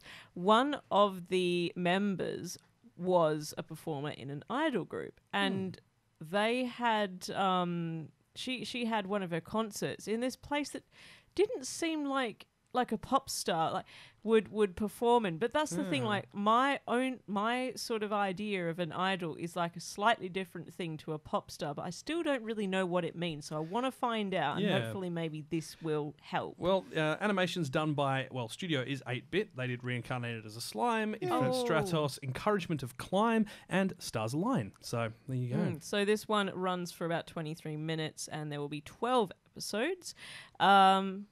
Originated from a manga, actually. Will be airing on Friday at 1:28 in the morning. Comedy, music, sign, and all the good stuff there. Yeah, you can catch it on Anime Lab and Funimation. Now, I think this is... I'm going to grab this one if you don't mind, because I mentioned earlier that I'm a bit of a space nerd, bit of a Yes. science nerd, love my Let's stuff. build on that. Science about fell in this. love, so I tried to prove it, is the name of our next show. And this is a show that I'm quite interested in checking out. It's by Zero G, the studio. They did Grand Blue, My Roommate is a Cat, Dive, Battery, Tsugumomo. They've got a pretty good, backlog of stuff that they've done. this is about two scientists who are very logical people falling in love. So Yukimura Shinya and Himura Ayame are two scientists that want to find out if love can be solved by a scientific theory. This intrigues me greatly. Now, I have a point to make very quickly here. Don't watch the preview trailer. It makes no sense. Just watch the first episode. Okay. These two scientists also have feelings for each other and want to be able to solve their feelings through similarly theoretical facts. With this perfect opportunity, these scientists will attempt to solve the theory of the love they express for each other and looking at how their bodies behave and react. Look at, what bodily so they're trying to functions make they have from sense of it Yeah. in their sort of terms. Basically on in a their own scientific terms. context, yeah. Okay. And it's a pretty interesting idea. I mean, we wonder, why do you feel a certain way when you feel in love? Is there something that can be attributed to the feeling of heartbreak or the feeling of feeling beloved? It's an Or the interesting prospect. chemistry. Yeah. And there is different sort types. of logic and reason behind this. And as you said, chemistry, there's oxytocin and serotonin and all these kind of things Yeah. that play with your brain, but can it truly be quantified? And that's sort of like a question humanity has kind of been asking since the earliest On the days. side of the chemistry, I have been told as to why it exists, but I feel like that's a discussion for another time. Exactly. Now, this airs on Saturdays just after midnight, 12:30 on Saturday nights, Sunday morning. It's from a web manga. And comedy and romance, and that's literally the only two tags that are consistent for it. I got to tell you, it's the premise of the story. I feel like it wouldn't be out of place if this was all happening in the exact same school as Kaguya-sama Love is War. Oh yeah, It's the science department on the next building over. Well, the thing is as well, I don't believe these people are in school. I believe they're university students. Oh, okay. So it's a bit more realistic for them to be discussing these things. You can watch it on Crunchyroll, or if we've got any of our listeners in Japan, it's on Amazon Prime Japan. If you can't catch it on your TV, so that's pretty helpful for them. Otherwise, they can just log in a Crunchyroll. Absolutely. So the next one I actually really want to watch as well. It's called Smile Down the Runway. Yeah. So this looks interesting. It does. Fujito Chiyuki, an aspiring fashion model and daughter of a fledgling modeling agency's head. She's always wanted to be a model since she was little. She wanted to be a star model at her dad's agency, perform at Paris Fashion Week. With great looks and a gifted environment, it seemed like she was on the right track to fulfill her dream, but soon found herself faced with a seemingly insurmountable wall when she stopped growing at 158 centimeters, which is too short to be a professional model. Why does this Seriously? keep happening in these animes? It's like, you're too short to compete. Yeah, no. We're going to have to do an anime special about being short. Yes, I think this is the third. This is the third recent too short to do something this is anime. Not only the third recent, this is the third this season because Hero no Stora is still airing this season. I can there word we go. good. You know what this is going to lead to? Dwarves uniting. And, like, Diggy there hole. are. I mean, like I know that I think you're meant to be 170, but Yeah. there are many professional models who are in the 160 range. Well, I mean, anyway. it's also like the same sort of thing with like being an air steward. Like if you're over a certain height, Yeah. you're not allowed in. I'm too tall. Just I'm like also for too being an tall to be an astronaut. astronaut. Yeah. Maybe that will change one yeah. day. Maybe you should do what Fujito Shiyuki is doing and saying, no, I'm not going to have any of that. I'm going to do it anyway. Because although she still kept on believing in herself for years, despite everyone telling her it's impossible, her resolve starts to crumble as she enters her last year of high school. But she meets Tsumura Ikuto, who is a classmate with a surprising talent for designing clothes, who is also considering giving up his dream due to unfortunate circumstances. So together they go, no, we're not having any of that. We're going to start off on our journey and realize our dreams against impossible odds. And that's what you should do. No. Aren't you inspired by that? I'm inspired by it, but the height is one of many problems, including medical and age. Yeah, okay, cool. And my knees. Don't get me started there. Yeah, this whole thing has a kind of a great energy to it. It's got these strong morals about pursuing one's dreams and working in the face of hardships. It looks fantastic. It's like these two people just sort of like, okay, life has completely It's dumped on not us. Let's actually team up. shonen, but it has a shonen vibe. So, I mean, I'm interested. I want to see where it goes. And it's about fashion and the fashion industry, but you know, we've seen weirder stories. The studio have. behind it, Azola, has only done one thing that I recognize, and that was Are You Lost? The rather Oh, the dodgy- long one. Are you lost? Are we... No, not that one. The survival one. This was the 3-girl survival. Bear Grylls. Oh. Bear Grylls, yeah. Okay. To be fair, that has a very fair. nice look to it. Oh, its art style is incredible. Aside from like the content, the look was nice, and it was consistent as well. It didn't degrade over the episodes. No, this one looks really good. To be And honest. it's going to be 12 episodes long. Airs on Saturday at 2:25 a.m. Runs for 23 minutes. You can catch that on Anime Lab and Funimation sub and simuldub.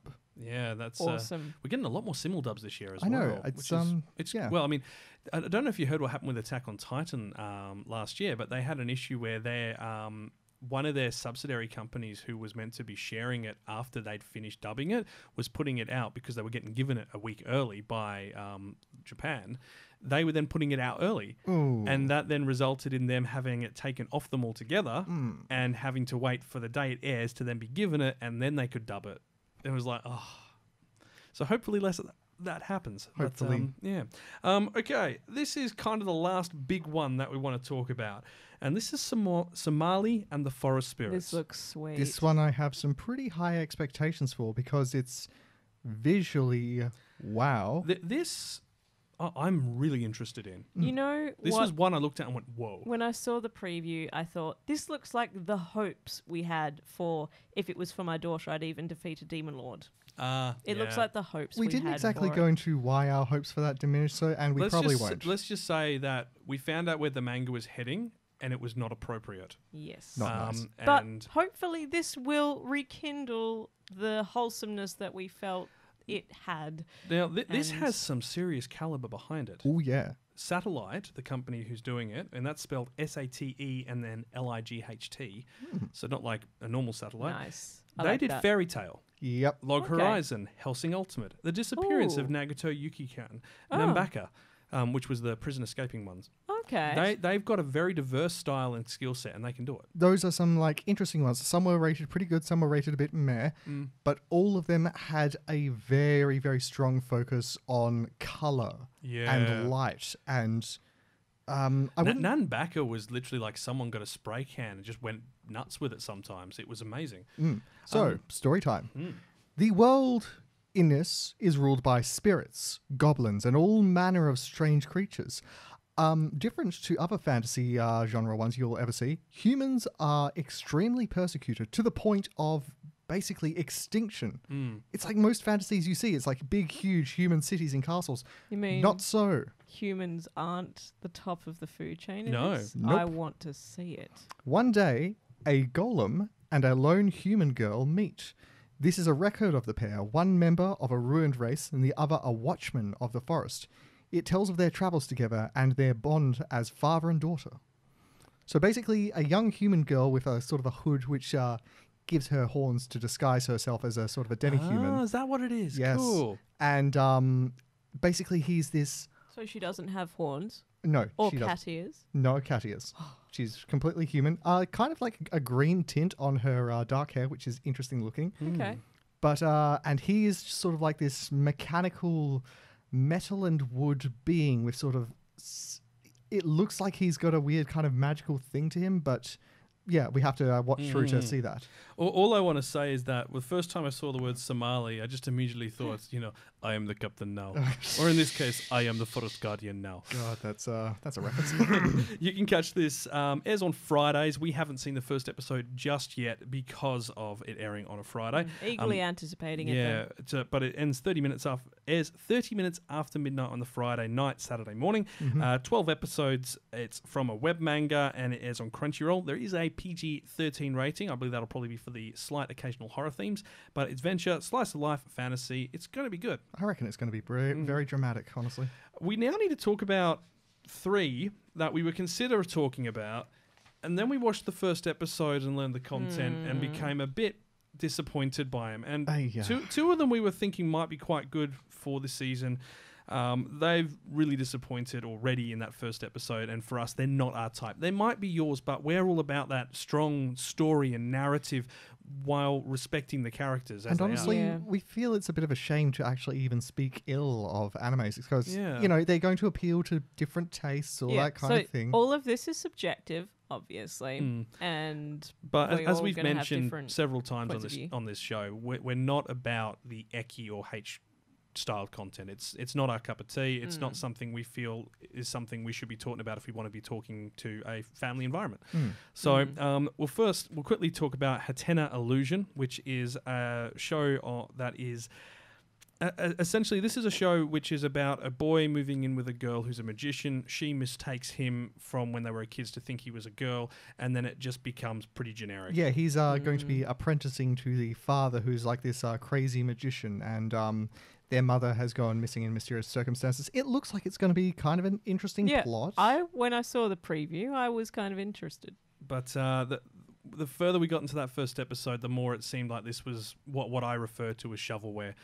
It's stuff that is just made to be made. Yeah. And I refer to it as tropes, the anime. Yeah, actually, that's because it's like he is just walking around and she is just exiting the shower and wrapped in a towel, and their eyes meet across a very, very long hallway. It's just like, eek, you are seeing me on purpose. I will now hit you and abuse you. It's just like, we've seen it so many times.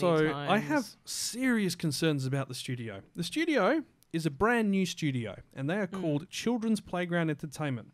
Their breakout series is a magical ecchi series. Anyone see a problem with this? A little. Please call the police. Yeah. Have a seat right over there. What's the next one on our list? Seton Academy Join the Pack. Oh, yeah, this I thought was like, okay, let's give this a look. Could be fun.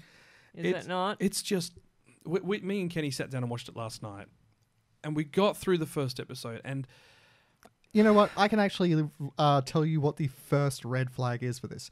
So the whole idea of this is that humans and sort of humanoid animals live side by side somehow. It's not very well explained. Here's the thing.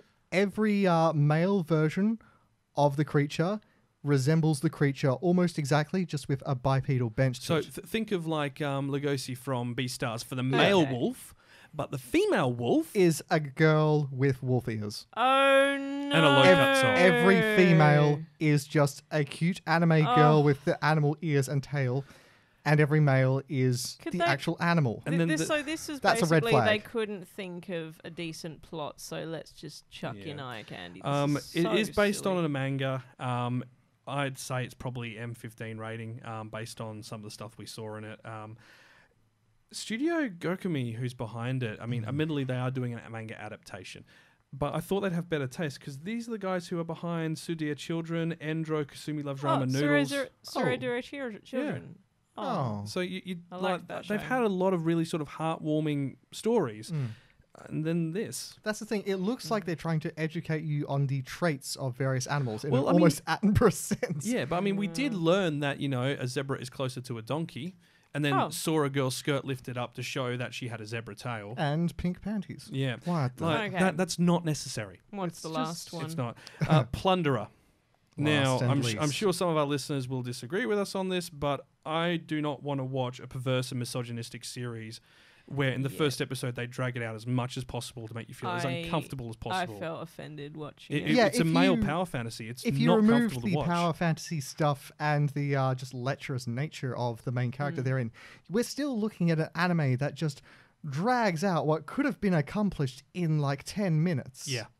It's also, so slow. To be honest, like with the caliber of shows we've got, I mean, there was a bit of controversy around Shield Hero last year because of the way it handled false allegations of assault. This is perverse. And to be honest, it's unreasonably so. Unreasonably so. And if I promise you, I don't feel like anyone's going to chuck up a stink about this because I don't think enough people are going to watch it. It puts the characters into situations where one of them is, where the female is exploited by the male. I don't think that's good for either gender to really see. But there's no place for it today. No. It's not the world we live in. I mean, geez, even Orphen, right, had gags like that, and they were smart enough to remove it for the new version. Yeah. Or to just smarten them up entirely. Yes. Yeah, like, you know, they made it, they adapted with the times and changed. This is a recent manga. This isn't like some old manga that's been adapted now. This is now. Yeah. It's I Well, can't it has an I can't in audience. my right mind suggest anyone watches it because it's just not in line It with has an what I audience believe. it'll appeal to, and it ain't me. Yeah. Yeah. So Fair enough. I mean, we don't like to talk down about Yeah. new animes, especially based on just the first couple of episodes. But sometimes they just you Yeah, just so go. this I can't is- in yeah. my being right with myself. I can't Yeah. recommend it. Yeah, and these are our own subjective views, of course. So Check it out for yourself. Decide for yourselves. Yeah, I mean, Yeah. it's always our way, but you know, if you it disagree ain't with for children I would love to hear a good argument as to for why. any of these three. So Yeah. if you've got one, please send it through. We'd love to know. And like and subscribe. Subscribe. KAWAII-FI Radio. That's a lot of anime. Oh God, there's so many. Winter anime. Well, we are on to the last part of this slog through the season The and aforementioned winter anime. winter. These are always a marathon. Yes. Now, continuing anime and films are our next topics. Fortunately, Yep. it's a bit shorter. We'll be out of your hair in no time at all. And I want to start off straight away by jumping back into sport and a Hiro no Sora. That is one of the things I am really happy for with this new series of animes, which is sort of, it's diverse. We'll have a lot on our plate, but we have room to go back and catch some of our older Because favorites. we were so far behind on Hiro no Sora. We had so much else to deal with. It was crazy. Nuts. Hiro no Sora, if you haven't been catching up on it, is a basketball anime. It's once we mentioned earlier, Sora may be shorter in stature, but he can soar and score on the basketball court like no other. With a passion for the sport he inherited from his mother, Sora vows to her that he'll take the top prize at a high school basketball tournament. But there's one problem. His new school's basketball club is turned into a hangout for delinquents. Wait, is it about to be closed down? Close enough. Will Sora's sheer tenacity and amazing three-point shooting change their minds? 4 cores. We're getting 50 episodes of this. We are Whoa. 1/4 of the way through. Wonderful. This is what you want in the It lead up is- to the Olympics. It is such a cool anime. I love the way that they don't look like generic anime characters. don't. They look different. And it has all the spirit of like a shonen anime. I get a bit of Naruto from this. Well, it is shonen. It Oh, is yes, a yes. sports It is. drama school shonen, and if memory serves me right, it might even be in like Shonen Weekly or Shonen Jump or Shonen Giga, Yes. where it's actually put out in its manga. It's been done by Dio Media, and you can currently watch the first 13 episodes at this point on Crunchyroll and High Dive. Airs every Wednesday at 6:30 p.m. in Japan. We need to talk about one that was a thriller that we were really excited about and wanted to talk about this the past year, but we ended up being a little bit late to the party and then binge watched about 6 episodes just before we started doing our awards. I've look. only still seen one episode of Oh, this wow. too. We're talking, of course, about Babylon. Yes. This thing we mentioned earlier is based on a novel, not a light novel, not a manga, nothing else. Just this is a novel full of political intrigue. Story time. Zen Seizaki is a public prosecutor at the Tokyo District Public Prosecutor's Office. He is investigating a case of illegal clinical research related to a drug company and a university. During the investigation, he finds a file kept by Shin Anaba, an anesthesiologist, which includes blood that is mixed with hair, skin, and a paper covered with the letter F over and over and over again. It looks very Have to pay respect. horror-esque.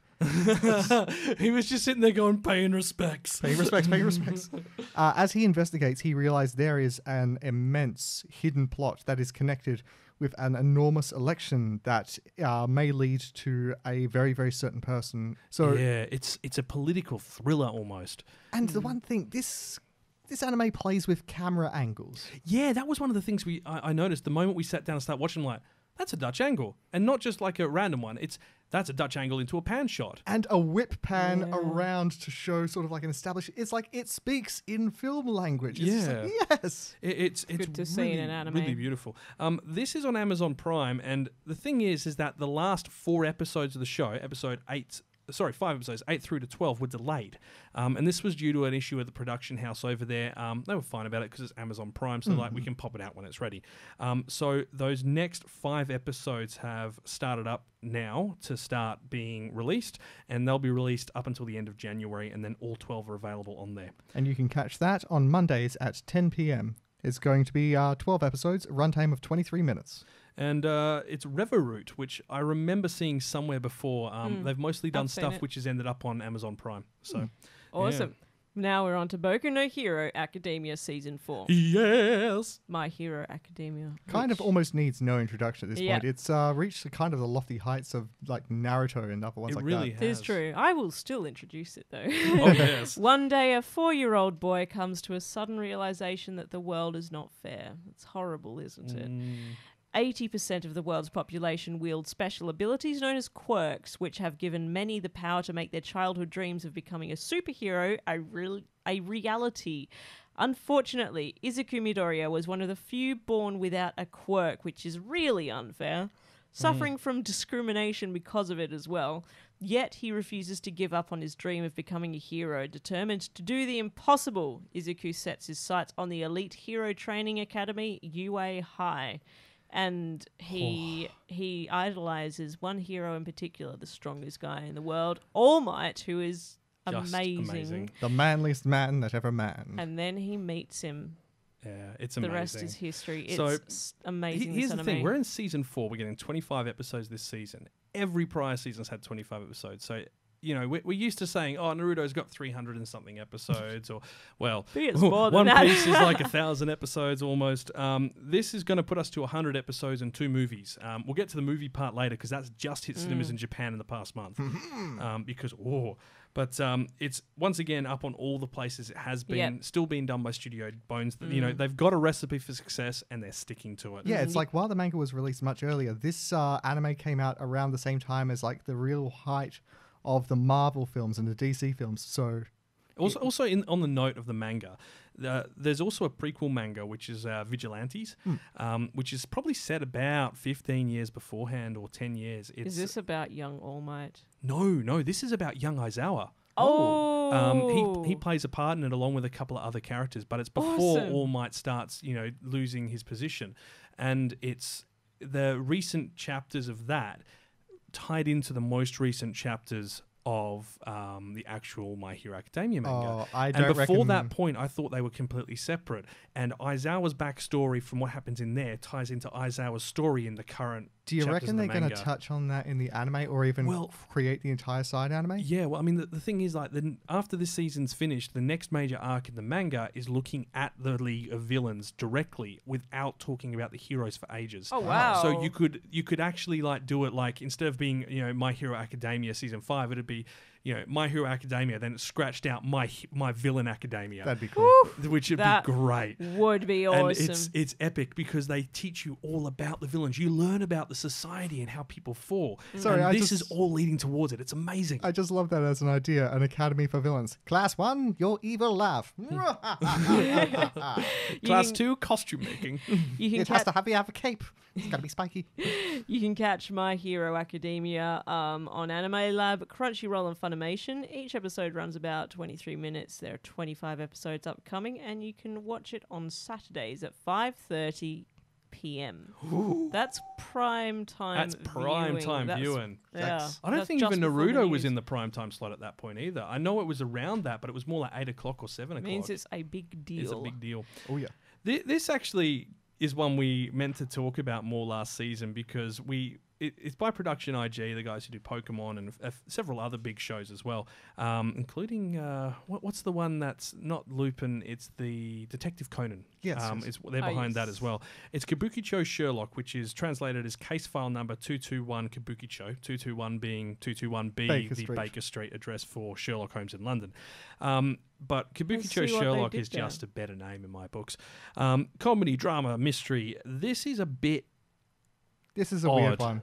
It's the whole thing good. is it's a modern take on the whole Sherlock thing, including having all the characters from the classic thing. But it's in no way like that kind of the BBC one that we saw. Oh, yeah. This is an organization that's run out of a place called Pipecat, run by Mrs. Hudson, Yeah. who is a Is she a transvestite? I want to say transvestite. Transvestite or crossdresser, either or. Yes, Yes. and a transvestite performer owns this place, sings every night, but also runs an organization where various Sherlocks compete against each other on cases. It's not so much that they're various Sherlocks, but the it's interesting street the way they did detectives, this. aren't They're street detectives, but they have taken on the persona as a handle of the characters from these novels. So one of them is called Sherlock. One of them does refer to himself as Moriarty, but he's Charlie Moriarty as opposed to the full name. The plot is it's on Shinjuku's Ward's east side, the center of the street with most chaos. There's a kabukicho with full-on neon lights. When the light is stronger, the shadow is deeper. The story begins when certain bizarre murder happens one night. Suspense or comedy drama that cannot identify begins. That tells you nothing. And frankly, I'm okay with this. Because there's the kabukicho part of it. If you've seen, there was an anime a few years ago about a group of girls who worked in a kabukicho theater, and they'd come out and tell stories. And the person sits on, like a little plinth, and the audience is watching them, and they, do the conversation that they're talking, that they're performing with themselves. So they'd be looking, just to the left as they're saying something, and then they'd be looking to the right in reply, as if they're sitting next to each other. They play a variety of characters just as a solo performance. Exactly. And this is the way the Sherlock character in this series explains how he solves the crimes. And it's beautifully done. It's taking a very traditional Japanese, form of entertainment and bringing it into the modern medium while maintaining the culture behind it. I love it. Makes me want to look up the history of that, especially. Because I think I mentioned to you, there was like a show, and I mentioned it just a moment ago, there's a show from about 7 or 8 years ago, which was like Josei Henki or something, and it's the same thing. It's girls doing these shows up on a stage. And we ended up discovering it due to AMV Hell, and they had reference. like the, what was it? They had Wannabe from the Spice Girls, Being and they just sung by like them. kept That's having them awesome. sing it. It was great. So you can catch that on Anime Lab, Funimation, and Wakanim. It airs on Saturdays just before 2 a.m. Saturday morning. 24 episodes is its total run, and comedy, drama, mystery, production IG, completely original story. So check it out. Moving right along, Mairi Mashita Iruma-kun, or Welcome to Demon School, Iruma-kun. Oh, this just heralds back to Ranma 1/2. This was so easy to watch. It is. It's really easy to And watch. dear gods, that opening theme. Yeah. It's 80s, it's 90s, it's just sticks in your head like glue. This is a favorite anime of a friend of mine. It's actually getting a lot of popularity. Well, for very good reason as well. I mean, this is an anime which won a Manga Taisho Award when it was in its manga form, literally the year before Beastars won. And it is very easy to love. Its comedy is it's very good spirited for what it is. It's got a lot to it which makes you go, yeah, this is good. This is what I wanted. But what's the plot? Enlighten us. Story time. 14-year-old Iruma Suzuki one day finds that he has been sold to the devil. By his parents. Yeah, his parents are sort of deadbeats who don't work, so he has to work for them. And then one day, to make a bit of money, they sell him to the devil. Because, who else would pick that up, I guess? They're awful. This is all kind of covered very quickly. Which I enjoyed, the fact that they didn't waste time doing you don't want to have to sit through another Spider-Man prequel if you know what you're doing. Yeah, and maybe his parents are absentee parents, and now we actually finally have an explanation behind why that happens in animes. Well, because apparently parents in Japan aren't very good. But to add to his predicament, his new grandfather, well, he wants him to call him his grandfather, the devil, is the principal of a school for demons. And he's just enrolled in Iruma-kun there. Now, demons have a habit. They like to eat humans. Delicious human flesh. Delicious It's human wonderful, flesh. They sing about it on their way to school, flying over Iruma's head, singing it at the top of their lungs, and basically turning him into an anxious mess. Yeah, So for good reason. he has to be disguised as a demon in various ways, including perfumes, given magical items to show that he actually has demon powers, even though he's completely human. Basically, he is between a rock and a hard place full of horns and teeth and stuff like that. Yeah, he doesn't really want to be there either. Even though he didn't enjoy living with his parents, he would rather be in a place where people don't want to actively eat him. But to be honest, this is like one of those classic style gag mangas that we saw in like the 90s, where it is accident after lucky accident that helps him out without the unnecessary eki element that happens to occur with it today. A lot of the animation kind of harks back to it in various ways as well. Actually, his cohort is sort of like the most popular and verbose boy in the school who Iruma-kun kind of turns into his follower by a suplex. Yeah.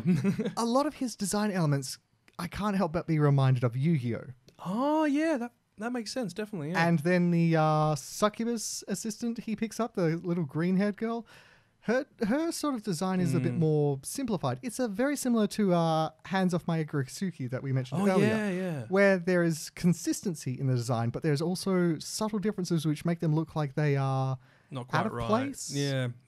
And the thing is as well, I mean, we're getting 23 episodes of this. We're halfway through, but this is also a primetime show. This is airing at 5:35 on a Saturday. that explains its popularity. Okay. Yeah, exactly. It's clearly designed to be that sort of family-friendly one. Yeah. You'll notice they haven't touched any of those themes that we've said are kind of a bit off-putting for some of the others. Now, this was done by Studio BN Pictures. Do we know anything about them? I did, and I've forgotten. We'll bring more to you. They mostly, soon. from memory, had been doing kind of minor work on OVAs originally in a couple of films. I think they were sort of a little bit more like Production IG, where they're known for more of their children-produced show rather than their adult-produced shows. Maybe this will get them some more work. This will just splash them all over the spotlight. So yeah, as you said, we're looking at another 23 episodes. We're looking at 23 minutes an episode. You can find this on Crunchyroll and Muse Asia. Comedy, supernatural, fantasy, shonen. What's your Christian Chow? What? I'm copying the music from the intro. Anyway, let's get on. Music, usual suspects we need to talk about. These are the long-running series that we get to see a fair bit of. So Black Clover's just gone past episode 115. That's a lot. Boruto has gone past episode 138. That's slightly Also more. a lot. One Piece has gone past 915. Dear gods. Detective Conan still reigns king at 965. How is that still going? Obviously, 900 we need to get on to this. It's too late. At some point. Is it? We've come too far. Never gone too far. How do you jump on at a train running at 965 episodes per hour? I know, it's nuts. Well, if you watch it faster than it was put out. Yeah, 1.5 speed. There are also some notable OVAs coming out this quarter. Reincarnated as a Slime has got 2 of its 5 upcoming OVAs coming. Yay. Goblin Slayer Goblin's Crown, which saw a cinema release last year in Japan, is coming out on home video. One Punch Man's 6 Season 2 OVAs. The 3 of them are coming out in this quarter alone. Oh, I'm looking forward to that. Arifureta has 2 OVAs coming. Danmachi 2 has an OVA coming, which is... Okay. Is it wrong to yes. pick up girls in a dungeon fate Grand Order of the Missing Potato Bake? No, long no, title that's is the long. wrong one. Oh, potato bake sounds That sounds nice. good. Symphogear XV. We don't really talk about Symphogear because it is another sort of magical girl idol sort of thing, but it is incredibly popular. I've seen a few of the fight scenes from it. It looks pretty cool. It looks shiny. And that's got 4 OVAs coming in the next 3 months.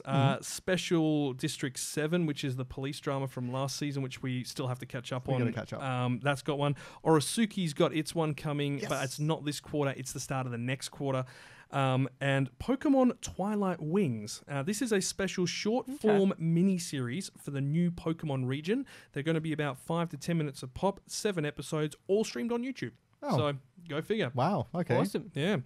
All right. Films. This is what you can go and find at your cinemas. There are going to be a few which we'll have to wait for translations and appearance and so on. But we have to start with the obvious one, which will definitely be showing up in probably the next 2 months. Boku no Hero Academia, the movie. Heroes Rising. Is it wrong to be a superhero on the beach? Now, Yes. Shigaraki Tomura plans to destroy all of Hero Society as the leader of the League of Villains. Prior to this, as a battle between heroes unfolds. Without anyone else knowing, something quietly wakes up and leaves the area. Just the moment I read that, I just imagined a little guy Something sneaking off. slinking. Yeah, slinking it'll be away something- like, Yeah, Cthulhu rises from the waves and then just Actually- trundles off sneakily. I actually thought of Hexus from Fern Gully randomly. Was he voiced by Tim Curry? He was He indeed was. voiced by Tim Yeah, Curry. interesting. Anyway, so during that time, Deku and the other students of UA Academy Class 1A are told by the retired number 1 hero All Might that they will be part of a project to raise the next generation of heroes. They are sent to do hero work for a short time at a warm island south of Japan. Sound familiar to the first film? It does. Because if it's not actually in Japan, they don't have to worry about continuity errors. Of course, that works. helps. Yep. Deku and the others are stationed within the island to work as heroes to help out with the daily lives of the citizens on the island. And while their schedule is busy, they have time to relax as well. I'm assuming beach. A lot of there'll beach. be beach. Yes. However, that calm is soon disturbed as villains suddenly make their appearance at the island. One by one, they begin destroying the facilities around the island. And the one who commands them goes by the name Nine. They're touring the facilities. They're picking up slack. Yeah, all I can think about this is this just a movie-length beach episode with some action? I feel No. like it could So, be. That was my thought. A couple interesting notes about this film. This might be the last ever My Hero film. Whoa. Don't say that. No, this is according to the author. Oh. Because he says in this film is a scene that he'd thought of, which he was considering using as the final scene of the manga series. Does It's that like mean that epic does it, sort does, of level. Does that mean that he would then start writing another manga series about similar things? I don't want I've it got to nothing. end. I don't know. It's just at least this has got a scene in there which apparently in his mind would be the perfect way for him to kind of cap off the show as like the final battle sort of thing. Yikes. I mean, and the it's last the movie only was- thing I know is it's got this scene would have both Deku and Bakugo in it working together.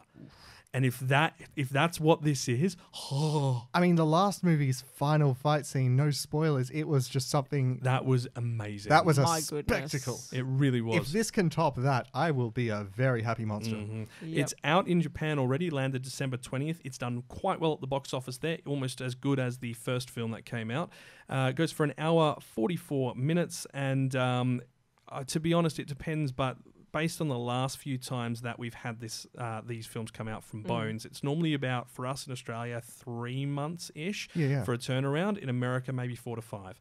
So keep your eyes open for your local cinema chain. I'm sure this will be popping up soon. Coming up very next, Made in Abyss, Dawn of the Deep Soul. Boy. This This is is- movie number 3. Yeah, so this is actually a movie which is not covered by the series. So the first 2 films covered the series. This is a continuation of the story. And I admit I didn't see much of this series. I saw bits and pieces that you'd showed me, and it looks so good, but everything else landed on my plate at the same time, so it kind of Yeah. got buried.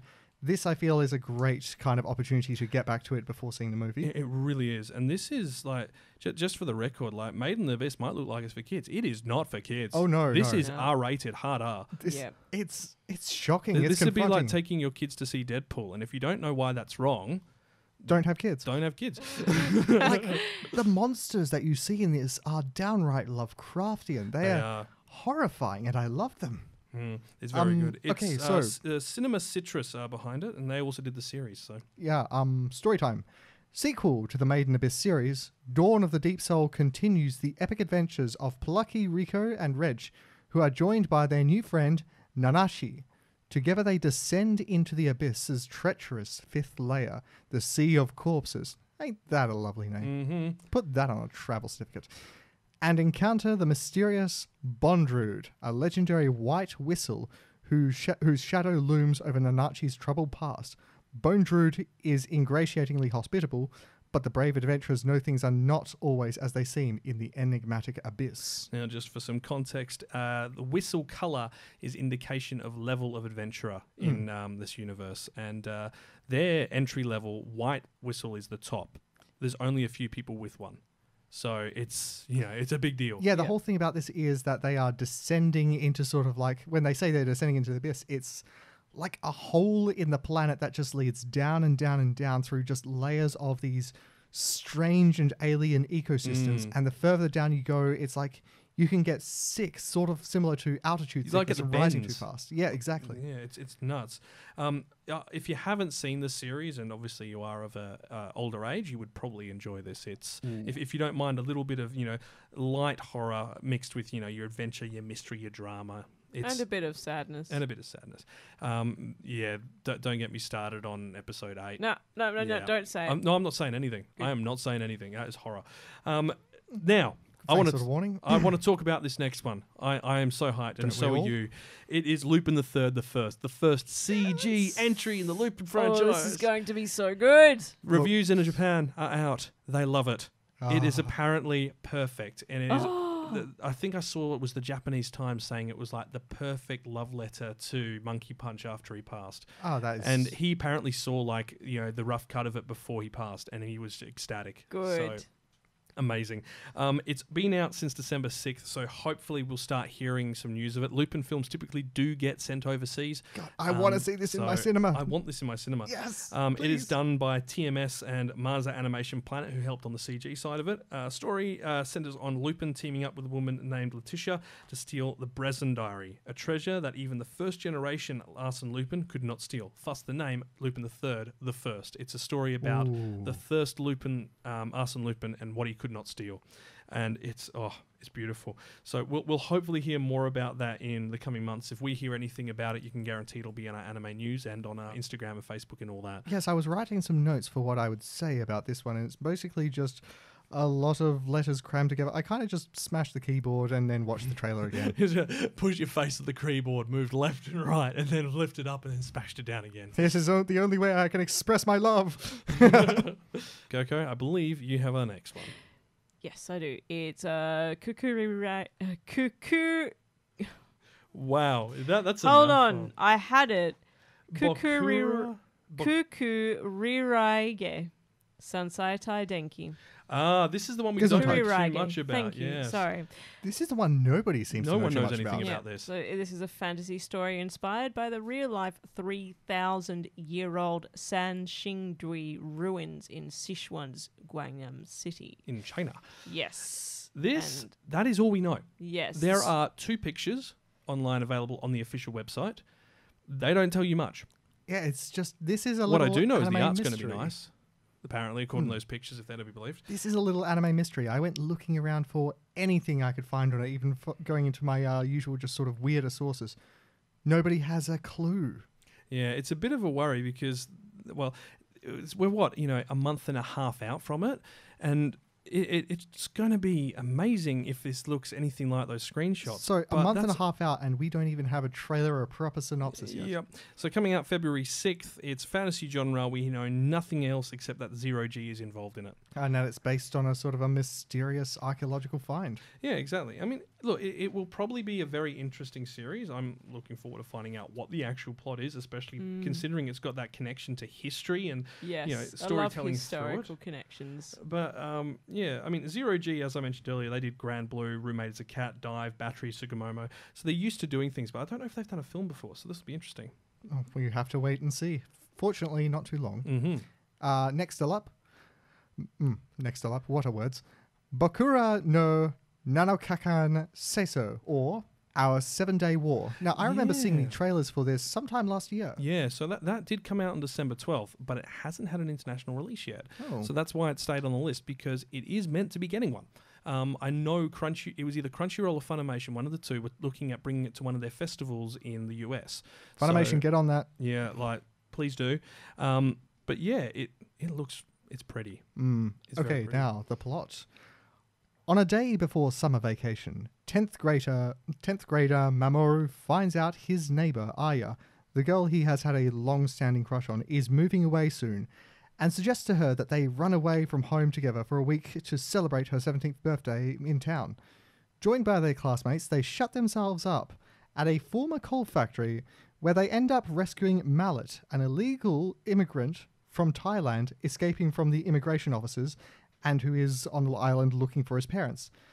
Now that their 7-day war breaks out, will their teamwork and strategies fight off the officers and the parents who come to collect them? This sounds It great. sounds amazing. It sounds like a really dramatic Home Alone. And if you've seen any of the trailers for it, it looks beautiful as well. Like, it's very smooth, it's very vivid. Reminds me a touch of Summer Wars. Yeah, I remember you saying the first time you saw it, you went, this is Summer Wars. It's just in a different setting with a different sort of thing. This is just a second war.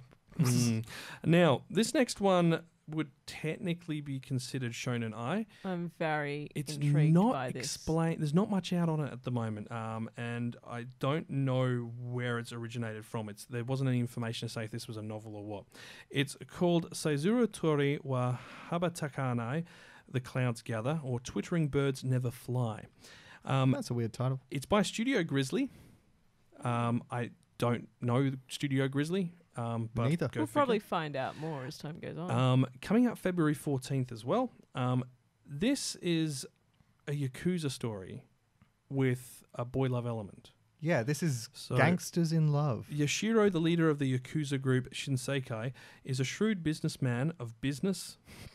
Shrewd man of business, but also has a libidinous and extremely masochistic face. Oh, that's... One day, Domeki Libidinous. joins the gang as his new personal attendant, and even though Yashiro had chosen not to flirt with his own men, he is somehow attracted to his subordinate. And Domeki too has adored Yashiro, remarking he is beautiful. However, there is one reason Domeki couldn't answer his master's temptations. The self-contradictory Yashiro and the simple and honest Domeki. A story about two men with scars is about to begin. This sounds really intriguing. I feel like it's almost Gungrave mixed with Given. That's the vibe it gave me when I had a look at the artwork and the footage for it. Yeah, I believe I actually did see some manga art for this a long time ago. Oh. And yeah, I've seen sort of like the blonde main character, and yeah, he does have just like cruel kind of a face, and it's just like, ooh, I want to see that animated now. Now, these are all of the big ones we know will be out in the next few months. Well, should be out based on the information we have at hand for at least our Western market. We did miss a few last year because they either weren't aired locally for us here in Western Australia, or because we just couldn't get there on the time. We were all at work or out on jobs or whatever it might be. So we missed Human Lost, which should be hopefully getting a re-showing. Along with Hello World, which was the one about the time traveling guy who his younger self gets thrown into the future, and there's the two sisters. And then Her Blue Sky, which no, that might be the other. Sorry, Hello World. They're both time travel. Hello World is the guy where his future self comes back to help him save the world by not breaking him up with his crush. And Her Blue Sky is the one where somehow the guy's past version of himself, younger version of him, gets thrown forward in time and starts falling in love with the younger sister of the girl he was dating in the present timeline. It's very messy. Think, Back in Time. Back to the Future? Yes, thank you. Beginner's Guide to Time Travel, and a reason why you should never ever do it. Exactly. But yes, we're done. That's everything. Woohoo! Wonderful. We have reached the end, people. Thank you so much for bearing with us. We'll be right back in just a second.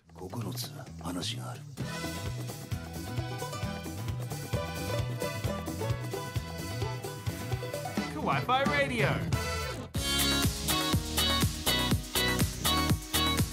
And that's where we have to leave things for this episode, but thank you so much for sticking with us. It's been a slog, as it always is with these seasons ahead. Thanks for enduring the marathon with us. Now, the next episode with the new version of Orphen now out on our plate. We'll have a few more episodes to eat between now and now. We're looking at the culture of rebooting anime, because it's not the same as rebooting films in Hollywood. Yeah, it's like we see a lot of that, but in the anime world, was it really even a thing until recently? How have they kind of fared compared to their originals in the world of animation? And why haven't we seen more of them? Because, I mean, we've seen bits and pieces, like we've seen Full Metal Alchemist Brotherhood, we've seen the recent reboot of Sailor Moon. Oh, Hellsing Abridged. Hellsing Ultimate, you mean? Yes, yeah. Sorry, Hellsing. Yes. I get confused between the two. One's better though. Yeah, lots to dig into along with all the usual segments in 2 weeks' time. Absolutely, and if you've enjoyed listening, make sure you like and subscribe to That's get his our line. latest episode straight to your device. And if you're one of our pure audio listeners, consider checking out our YouTube channel. Yeah, don't forget to head over to our Instagram and Facebook pages as well for the latest on the show, along with anime news and videos as we get it. You've been listening to KAWAII-FI Radio. We'll be back in 2 weeks' time. Thank you for watching us and listening to us. And until next time, watch some anime!